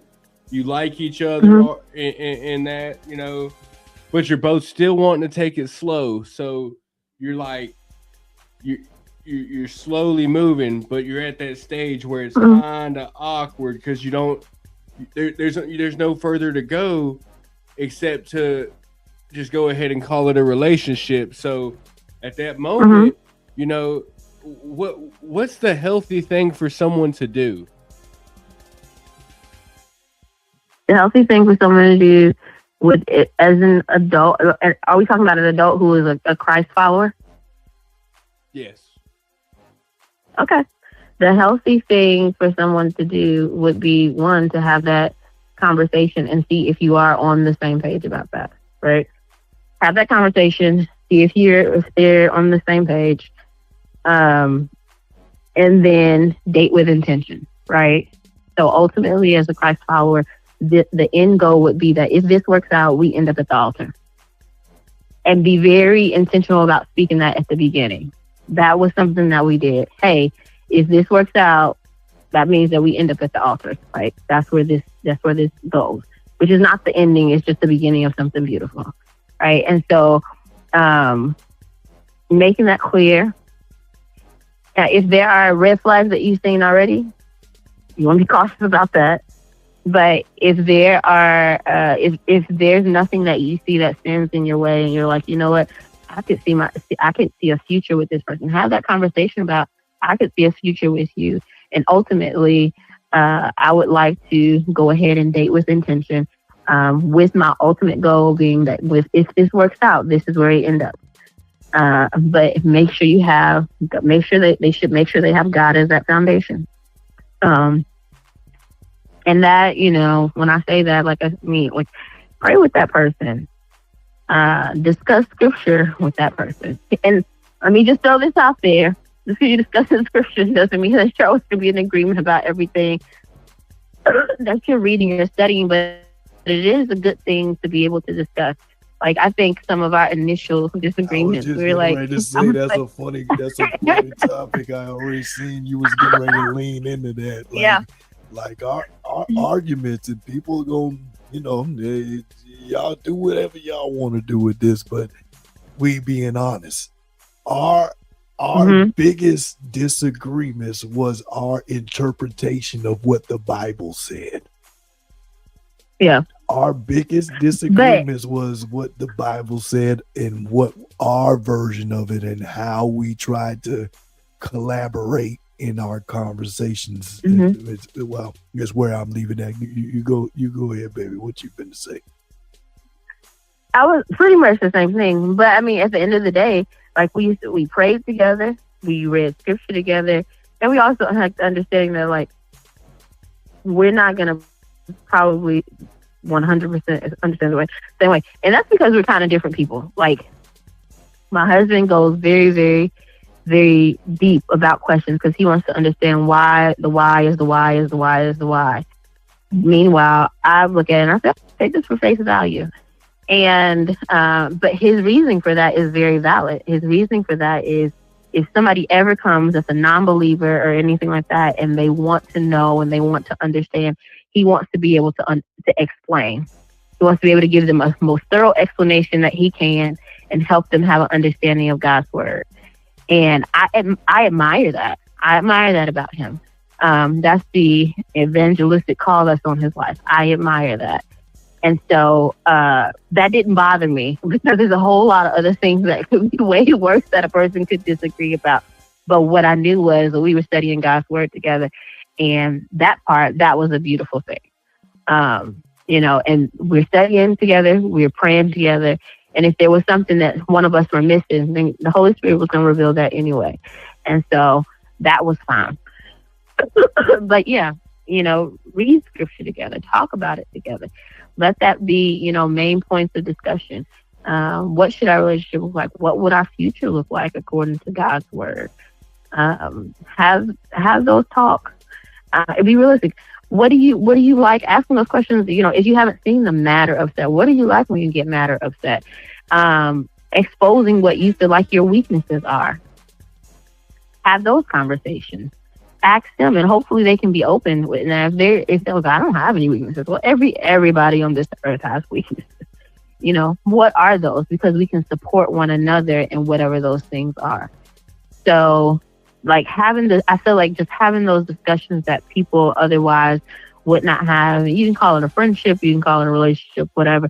If that end goal is dating with the intention to marry, if this works out, we end up at the altar. Like, it is what it is, and just both people have to have that understanding, and come to that understanding. That's a really important thing, that you both understand that at the beginning, and then go from there.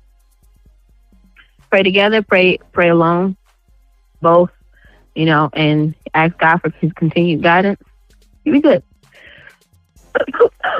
So I hope that answers the question. My next question is, that was a very good answer, and I appreciate your advice on the topic. I'm definitely going to take that and tell that to my friend.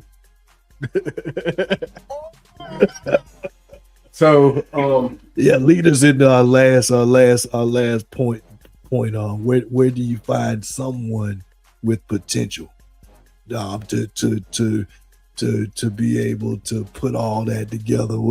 What is your spin on that question, Willie? Where do I think you find someone with potential to be able to do that, bro?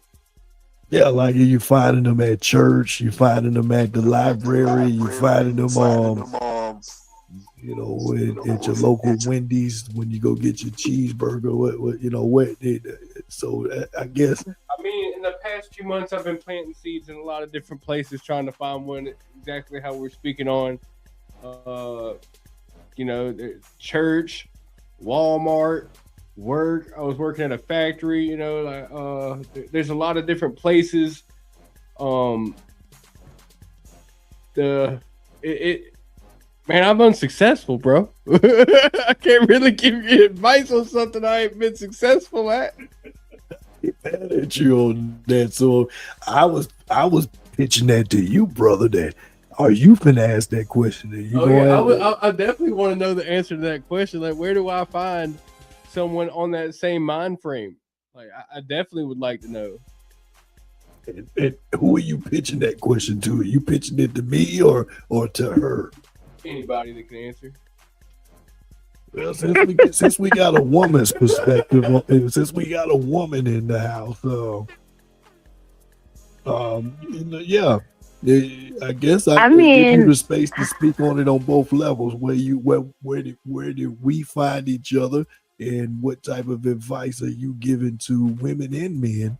But let's just say specifically women, on where to cast they bait at when they fishing for love.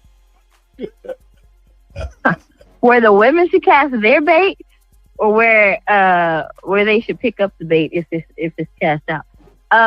So I'll tell you where we met. We met online, and when we met online, it's a funny story. I was actually in my account trying to delete. No, we met on Plenty of Fish. Oh my God! And I was in my account trying to delete it because I had it for like 8 months, and I was tired of the types of messages that I was getting and the type of people that were messaging me. And so I had logged into the account just to figure out how to delete the account. And while I was reading the settings and all that, this message pops up from my husband, who wasn't my husband at the time, of course, but a message pops up from him. And I said, that guy looks attractive. And then you could kind of see a little bit of the question that he was asking. And I was like, this doesn't seem very real. So I clicked on the actual message, and the question was, do you feel like you can have more than one spiritual calling? And I thought, what in the world? What is this? Because no one had. I was very clear about my expectations, my religious beliefs, for people not to push my boundaries. Like, every time I had a weird interaction, my profile got more and more specific every single time. And so by then, it was just very, very clear cut in terms of what I was willing to accept or entertain. And so for him to ask me that question, I thought, well, this is different. Let's see where this goes. So I responded to his question, which led to an 8-hour discussion across Plenty of Fish, Facebook, and video chat. 8 hours. And so 8 hours later, I thought, this is very different because I don't talk to anybody on the phone that long. I'm not a phone person. So I thought, this is different. It still seemed a little bit unreal. We spent the bulk of the day talking about Christianity. It just all seemed unreal. And I think like maybe a month into us like talking and dating, I told him at one point, I was like, okay, this actually can't be real life. Like you're not, I just really feel like, and we had met each other in person at this point. I feel like you're just not a real person. Cause it can't be like this good. Like it just can't be. And I was convinced. But then like I prayed about it, and like I said, we started doing, like we were having these important conversations. These conversations were so good that I really felt like, I was like, man, like somehow he's fooling me. I don't know. But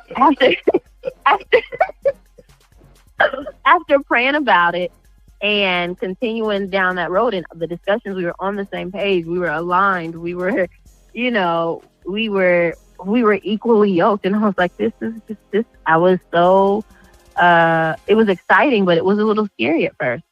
And I remember praying about it. I remember talking to my god sister about it, and I told her, and she's like, well, this is what you pray for. Don't back away from it. And I didn't do that. I didn't back away from it. I stayed on the path that we were on, and we continued. And then, within 3 months, we ended up getting married. Now, that is not going to be everybody's story. When I say we were intentional, I was at a place where I had moved somewhere for work, so I didn't really know anybody, and he was on the road. So when I say we would talk like 6 to 8 hours every day, but from the time I came home from work and he was on the road, that's all he was doing was just driving. We would just talk and talk and talk and talk and talk for hours on end, and we would discuss all things that we thought were important about life in general. And so even though it was only 3 months, like if you start doing that time, most people, they might spend an hour on the phone with somebody or something like that. But we were spending 6 to 8 hours on the phone a night or on video chat. It was a boot It camp was. of love. It was. And we discussed all important things, I had a background in relationship counseling, and he didn't have a background in relationship counseling, but and I don't think he might understand this. He had a failed marriage. And so there were some things that he learned from that. And there were some things that I knew just from my background in counseling and therapy. And I think that plus we were both believers, and the combination of all those things, we brought all that stuff to the table. And so we were very intentional. So that's how we met. Now, I'm not going to say that that's how everybody's going to meet. With this question, I think you can literally find somebody and meet someone anywhere. The thing is, when somebody shows you who they are, you have to believe them. So someone might say, I'm a follower of Christ, but are they really? Right? And you're going to see that. What does the word say? A tree is known by the fruit that it bears. So you're going to see that by their fruit. And so somebody can say something with their mouth. I think the only two places I probably would encourage people to meet somebody, and this is just my personal preference, I'm not going to say go to the club to find your wife, and I'm not going to say go to the wildest party you could find and find your wife. Like, I'm not going to say that, because, I think it's a whole lot. People find wives, a lot of times those relationships don't last. But anyway, what I will say is I think that aside from that, you can probably meet somebody anywhere. You just have to be willing to ask what seems like those difficult questions as you're getting to know each other. I have someone that I consider like a little sister. She's not really my little sister, but someone that I consider like a little sister. She's my little sister's best friend. And she met her husband at a gas station. Like she was pumping gas and randomly ran into him. You could literally meet your future spouse anywhere. Be open to it.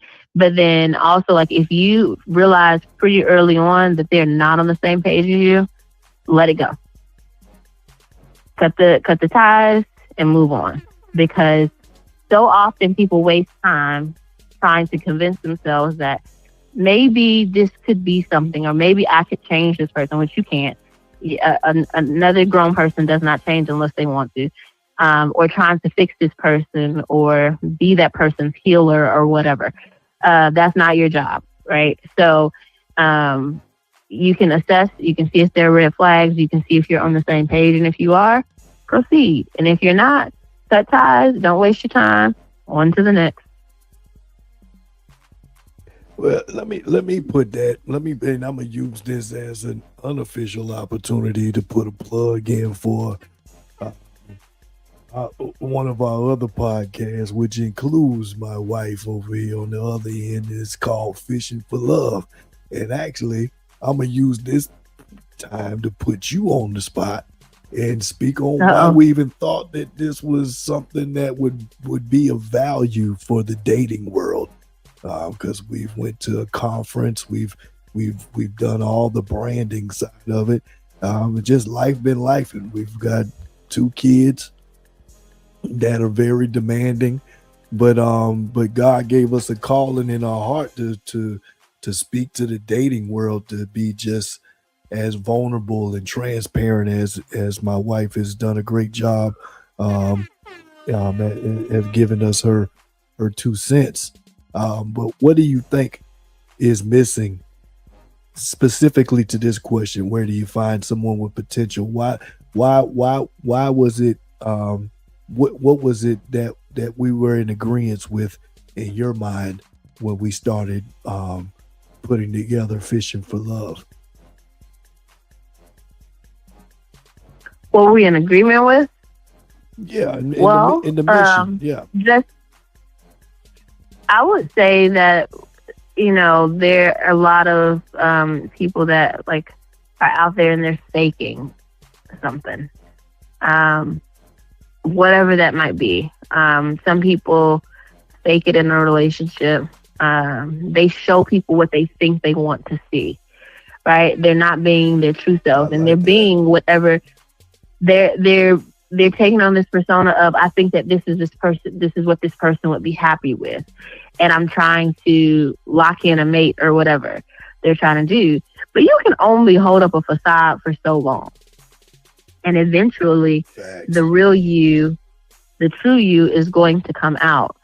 And as a couple of the thing about that is, either when the real you comes out, person's going to pay attention to what they see, or they're not going to pay attention, and then they keep moving forward, and these people end up in marriages that don't work, or because they were never going to work from the beginning, because they probably weren't intended to be.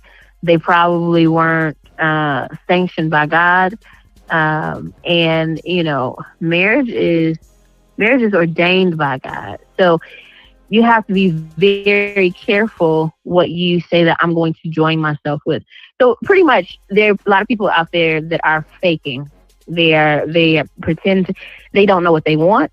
They see something nice on TV. They hear something nice on a podcast. And they think, I have to do everything that I can in order to get this. They see that person that drives that nice car. They own a very nice house. I want to be with that person because of what they have. I like their salary. They see, they see the stuff, the external stuff, the superficial stuff. And then they judge things based on that, and they become who they think that this other person wants them to be, just so they can either have things, or so they can tell their friends, look at what I found, look at what I have, things like that. And it's really not about that, right? But people do a lot of, fake things. They're not doing what they should be doing as it pertains to relationships. They try to become somebody else, but you can only do that temporarily. That does not last. And so really a lot of it was about that, learning how to really have a good foundation for a relationship and have a healthy relationship, not based on comparison, not based on something that's unrealistic. It's something that's solid and real. Are you there still, Miss Dr. M? I'm still here. All right. So my next question for you would be, whenever you're looking for somebody with potential, you know, how much of that is intentional? How much of that is going to be like, is it going to be something that's really going to be more Christ-centered, or something that's going to be more vanity-centered? Like when we're looking for somebody with potential, like, do we put in all the characteristics of what we're really looking for, or should we be more leaning on one side or the other? Or should we be leaning more on looking for somebody that's more Christ-centered, or should we really be looking for somebody that's really going to fit all those areas and needs of what we're looking for? Not like that. That's a good question. That's a good question, Like, and I think is that it wrong to settle? would so that's a good question, right? That's a good question, and I'll tell you why. Because for many years, and I had friends that judged me for this. I had like a list of things that I thought, you know, like this would make a really great husband. And I prayed about that list at some point, and some of it went away when I prayed about it, because I was like, oh, this is not necessary. This is not necessary. But I did want to be with somebody. I wanted to marry somebody that I was attracted to. I wanted to marry somebody that had the same belief system that I had and practiced the same belief system that I had. Because my biggest concern about that is if I ever had children, that I don't want to be fighting with whoever over how I'm raising my children, because I'm absolutely raising them to be Christ believers. So I didn't want to have to fight with anybody about that. And so that was extremely important. Also, the Bible says not to be unequally yoked. So what I hear you saying is like, do I have to forego, this is my perspective and you can correct me if I'm wrong, but do I have to forego attraction just so I can get these other things? And the answer to that is no. Like when the first thing that, like when my husband sent me that message, the first thing that popped up was his picture and a little bit of the message, and I was attracted to him. And there's nothing wrong with that. There's nothing wrong with being attracted to your spouse.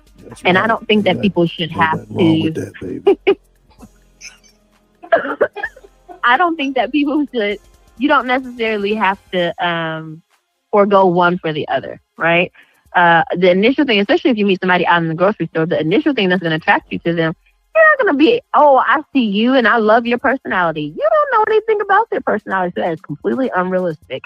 It's going to be probably a physical attraction first. And you're going to, okay, but that cannot be the only thing, right? So some people get caught up in the physical attraction and then they forget about everything else because it's like, but this person looks so good. But I mean, is there any other substance there? So yes, be attracted to the person, but also when you start engaging in those conversations, be intentional about what you're looking for, and you have to be willing. If they don't match up with the rest of it, you got to be willing to cut them loose and let them go, because all it's going to do eventually is just drag you down. You're not going to end up with if your results are a long-term helpful marriage, and you forgo everything else because they look really good, you're not going to end up with the results that you want. You're going to live a life that's probably full of chaos, arguments. You might have some kids, and now you're raising kids who are constantly observing this chaos. And now they think that that's what marriage is supposed to be like because that's all they've ever seen. And you're trying to be an example to them of what a healthy relationship is, and they just have not seen that, which in some ways plays into whether or not they'll be able to have a healthy relationship in their future. So you don't have to forego one for the other. That's my opinion. Now, listen. I'm gonna say this real easy because I don't want to hurt nobody's feelings, but I think about that we need to be very intentional when we pray. And so shout out to my guys out there at Hope Haven. And we had our men's meeting yesterday. And matter of fact, I'm glad Willie is here because I don't want to speak for nobody. But I told that brother, he said he wanted some woman that had these dimensions. It's heavy in this area. she got all these potentials that's all over the place. And I told him, I said, brother, ain't nothing wrong with that. You pray how you want to pray, and I believe God wants us to be very specific. Ain't that right, brother Willie? so I think that we don't have to forego not being specific on what we pray for. I was very specific when I prayed for my wife in areas that I wasn't before. That it made sense, that I understood that God could provide those things if I'm going to believe that his word says it, number one. And then number two, am I going to be patient enough to wait for it while I work for it? And that's a paradigm. That's a paradox for a lot of people. That'll go over a lot of people's head. But I understood it, and within less than a year of actually being intentional to pray for it, I met my wife, and that's why it was kind of unbelievable and surreal for me to submit myself at that time. And because I was just like, God, I don't even think I've earned this. This person who has all this potential and shows me that, she's like a mirror. She shows me the view of myself through her. And I saw myself. I didn't see me having to be somebody different. I didn't see myself having to try to shoot game, because I wasn't shooting none of that, because I ain't got none of that anyway. But I was able to be very, very intentional, like Brother Willie say. So, the thing out of this is that I just want to not leave her to herself to speak on all the things between us. Is that it was very intentional on what I wanted to. Like of course, I'm very attracted to my wife. I don't want to get rated R while I'm talking, but there was a point that I had to be very humble on what God was giving me, because sometimes we get something that's in front of us, and we think too much of ourselves, that we miss our blessing, thinking that I deserve timing, because timing could be the biggest problem. I see that more timing for women than it is men, because they're falling into their potential, and they're in an area of life to where relationship is not very convenient for that time, and they may have to miss an opportunity that they may think is career oriented, and I think you can even speak to that as well, Dr. Miriam. That there's some things that, how does that work when you're trying to find someone with potential, when y'all are like us? I was in Pennsylvania when we met, and you was in Florida, and so somebody had to uproot themselves to make it work, or both people do. So how does that potential work when distance becomes a challenge? Willie? Well, you want me to? Okay. Yeah, either you or Willie. I'm just throwing that question out there to see who picks that up. Willie, when you're dating, does distance make a difference? Are you able to feel the same type of love that you want from somebody when they're doing it from afar versus where you can? So like when I was staying in California, I was in California for a good while, and the girl I was dating was back here in Alabama, and like you said, we were having those super long phone calls. I'd be getting in trouble because I got to go to class, and I'm not in class because I'm outside on the phone talking to my girl.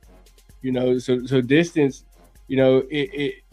it's one of those things where a lot of people want to say that like distance is a problem, or it's really just who you are. What you feel for that person, what you're willing to work through with that person. Because the girl I was in the relationship with when I was staying in California and she was out here, we lasted till I got back. Then my own dumb self messed it up. But the distance thing doesn't matter. If anything, you know, like you said, it makes it to where you can communicate better because you're not like face to face is one thing trying to communicate with somebody, but when you're communicating over the phone for long hours at a time, you know, it's easier to have that communication skill once you get face to face with each other. And, you know, still to this day, me and that girl are best friends. You know, we're still friends to this day. You know, it's just we just grew apart a little bit on certain areas once I got back and I started, you know, my own little tangent of downfall. Got you. They definitely don't want to leave you out there without a life raft because I seen you was starting to sink. I didn't want you to have to put too much information out there. It sounds like you might still have some attachments. You might still want her out there. Hey, whoever you are, it sounds like that. My brother Willie over here it wants to do the Pop the Balloon show with you.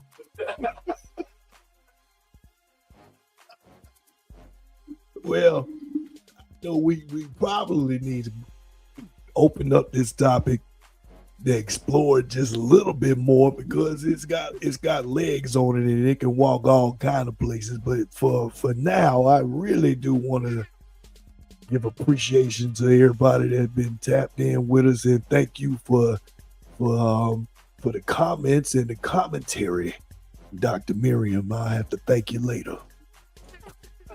So, and shout out to my brother Willie over here, and shout out to Hope Haven, Dr. Miriam. Also, I have to give flowers where they do.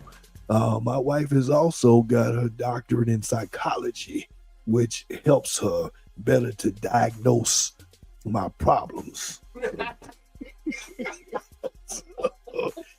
So I with the anointing of the good Lord in her background, that's what's keeping this relationship afloat, and I am truly thankful. Dr. Miriam, you got anything else you want to give us before we close out tonight? And truly thank you for your time too. No, I don't think I have anything else. I think that distance can be really good for relationships though, because society says this is not Bible, okay? Society says how good is the sex, how passionate can you be, like all of these things that they make a priority. When the Word of God tells us that we should be waiting until after marriage anyway. When there's distance between you, it creates like the opportunity for you to build something that's way more than that, than just focus on the physical. You really have the opportunity, gives you the real opportunity to focus on what's real. And I think that can be significant and important. And for some people, it's really hard to do. Like once we actually got married, we thought that we would continue for the next few months, at least it was like 6 months until we were supposed to be moving, that we were going to just maintain the distance. And that was very difficult. It worked for us when we were dating. It was challenging because we had goals. I'm gonna be honest, it wasn't a challenge for us. It was a challenge for me because I said, baby, I'm gonna stay in Pennsylvania until we figure out, where our next step was, because she was interning at the time, so we knew that, being in Florida for her, even though that's where I'm from, was fleeting, temporary. So we were already planning what was next. But the duration of that short amount of time, because our time in Florida was less than a year post being married, and I thought I'd be able to make it work. But I was just like, I'll come. I'm driving anyway. I'll just pull up on you, and no, that didn't work. So no, that did not no, work. Post marriage didn't work out for me. But before we got married, it was probably a good thing for us. Like I said, we were able to spend more time focused on what was really important and to honor one of the things that I said from the very beginning is that, and he was supportive of this as well, but that I was waiting until marriage. And so that was very, I think, helpful in that respect as well. We didn't, it wasn't a whole lot of time to be tempted or anything like that. We were focused on what we were focused on, and that was laying a foundation and really doing things God's way. So I think distance can be a good thing for Christian couples. Very true. Because it gives you the opportunity to focus on what's important. Yeah, let me add to that because I think it's very key to hear it from a man's perspective. I'm glad that, as my wife said, as we were dating, we wasn't on each other every day, and I mean that. Like I wasn't hanging out at her apartment. She wasn't at my place every day trying to court each other, because that's difficult. That's difficult when those hormones are moving around and you're attracted to the person you're with. You're setting yourself up for something that could trip you up. That those feelings are great, but they're not useful when you're not at peace on how the way you're going to exercise that. We knew we were dating to marry, so those would have been very challenging if I would have been around her every day. It would have been more, like I say, challenging for me, because I'd have been trying to figure out conversations to say, versus knowing that I probably want to kiss on her and smell on her and touch on that booty. My God. I'm glad I didn't have those trips and snares, because I don't know how much of the heathen that my 1 year Bible that I was trying to pursue, and I was only 3 months in.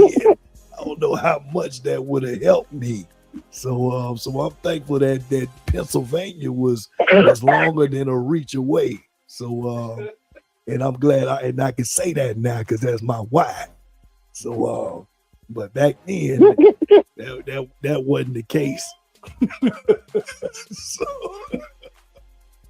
But yeah, I don't give that advice to everybody else. But again, thank you so much, baby, for flattering me and speaking on me in a good way. I don't think you had to fabricate too much. I don't think you had to fabricate too much.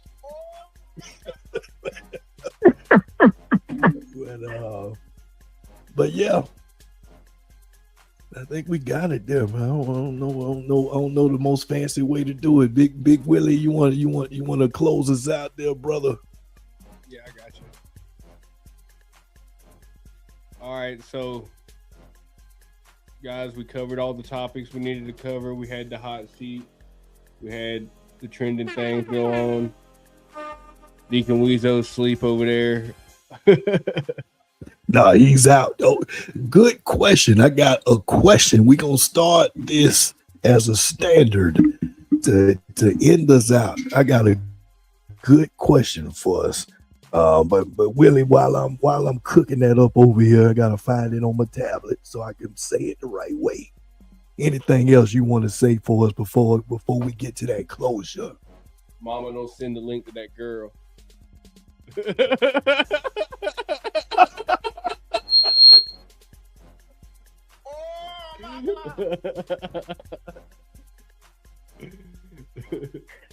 So, I just want to thank Hollywood for real for the opportunity to be able to do this.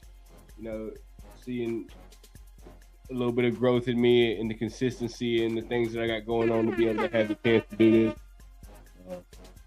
I really want to give a shout out to my church. Anybody that's watching at church, I love y'all. Mama, I'll be home one day.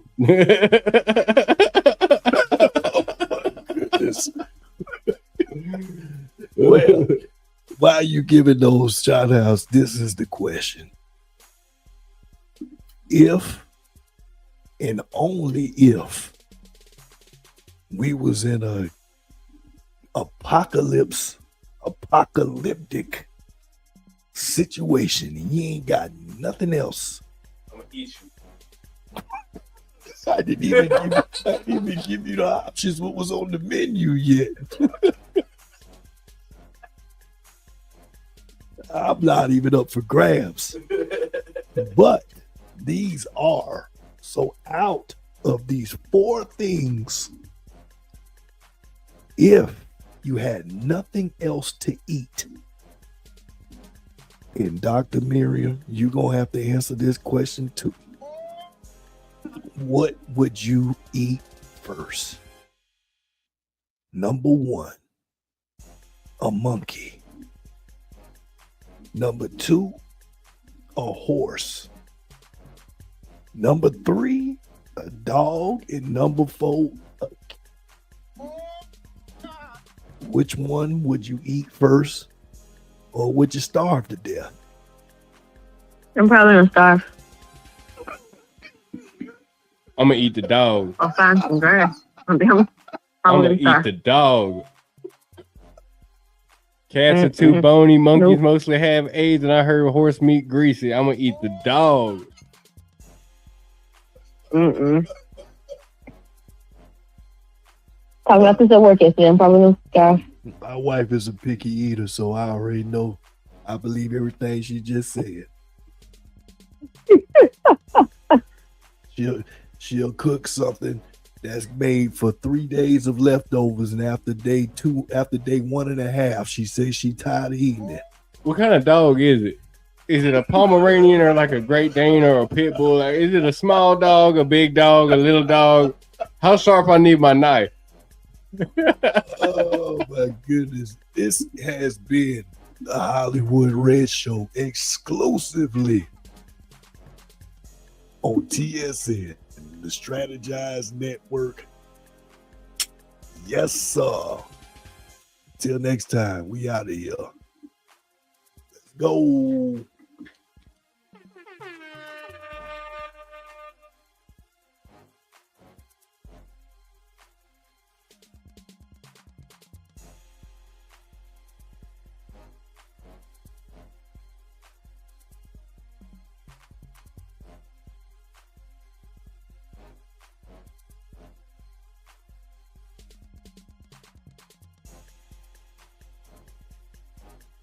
You're tuned in to the one and only, the Strategize Network, TSN.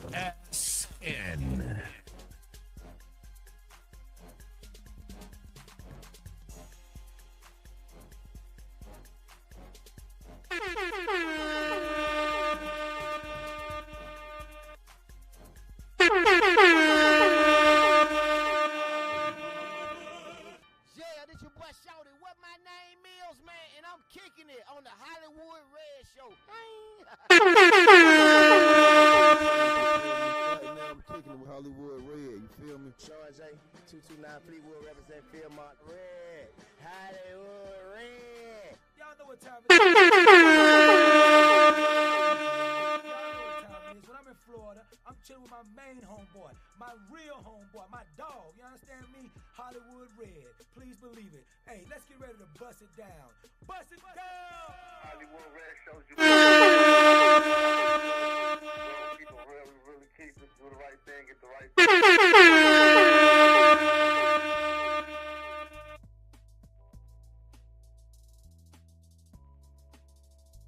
thing. You're tuned in to the one and only, the Strategize Network, TSN.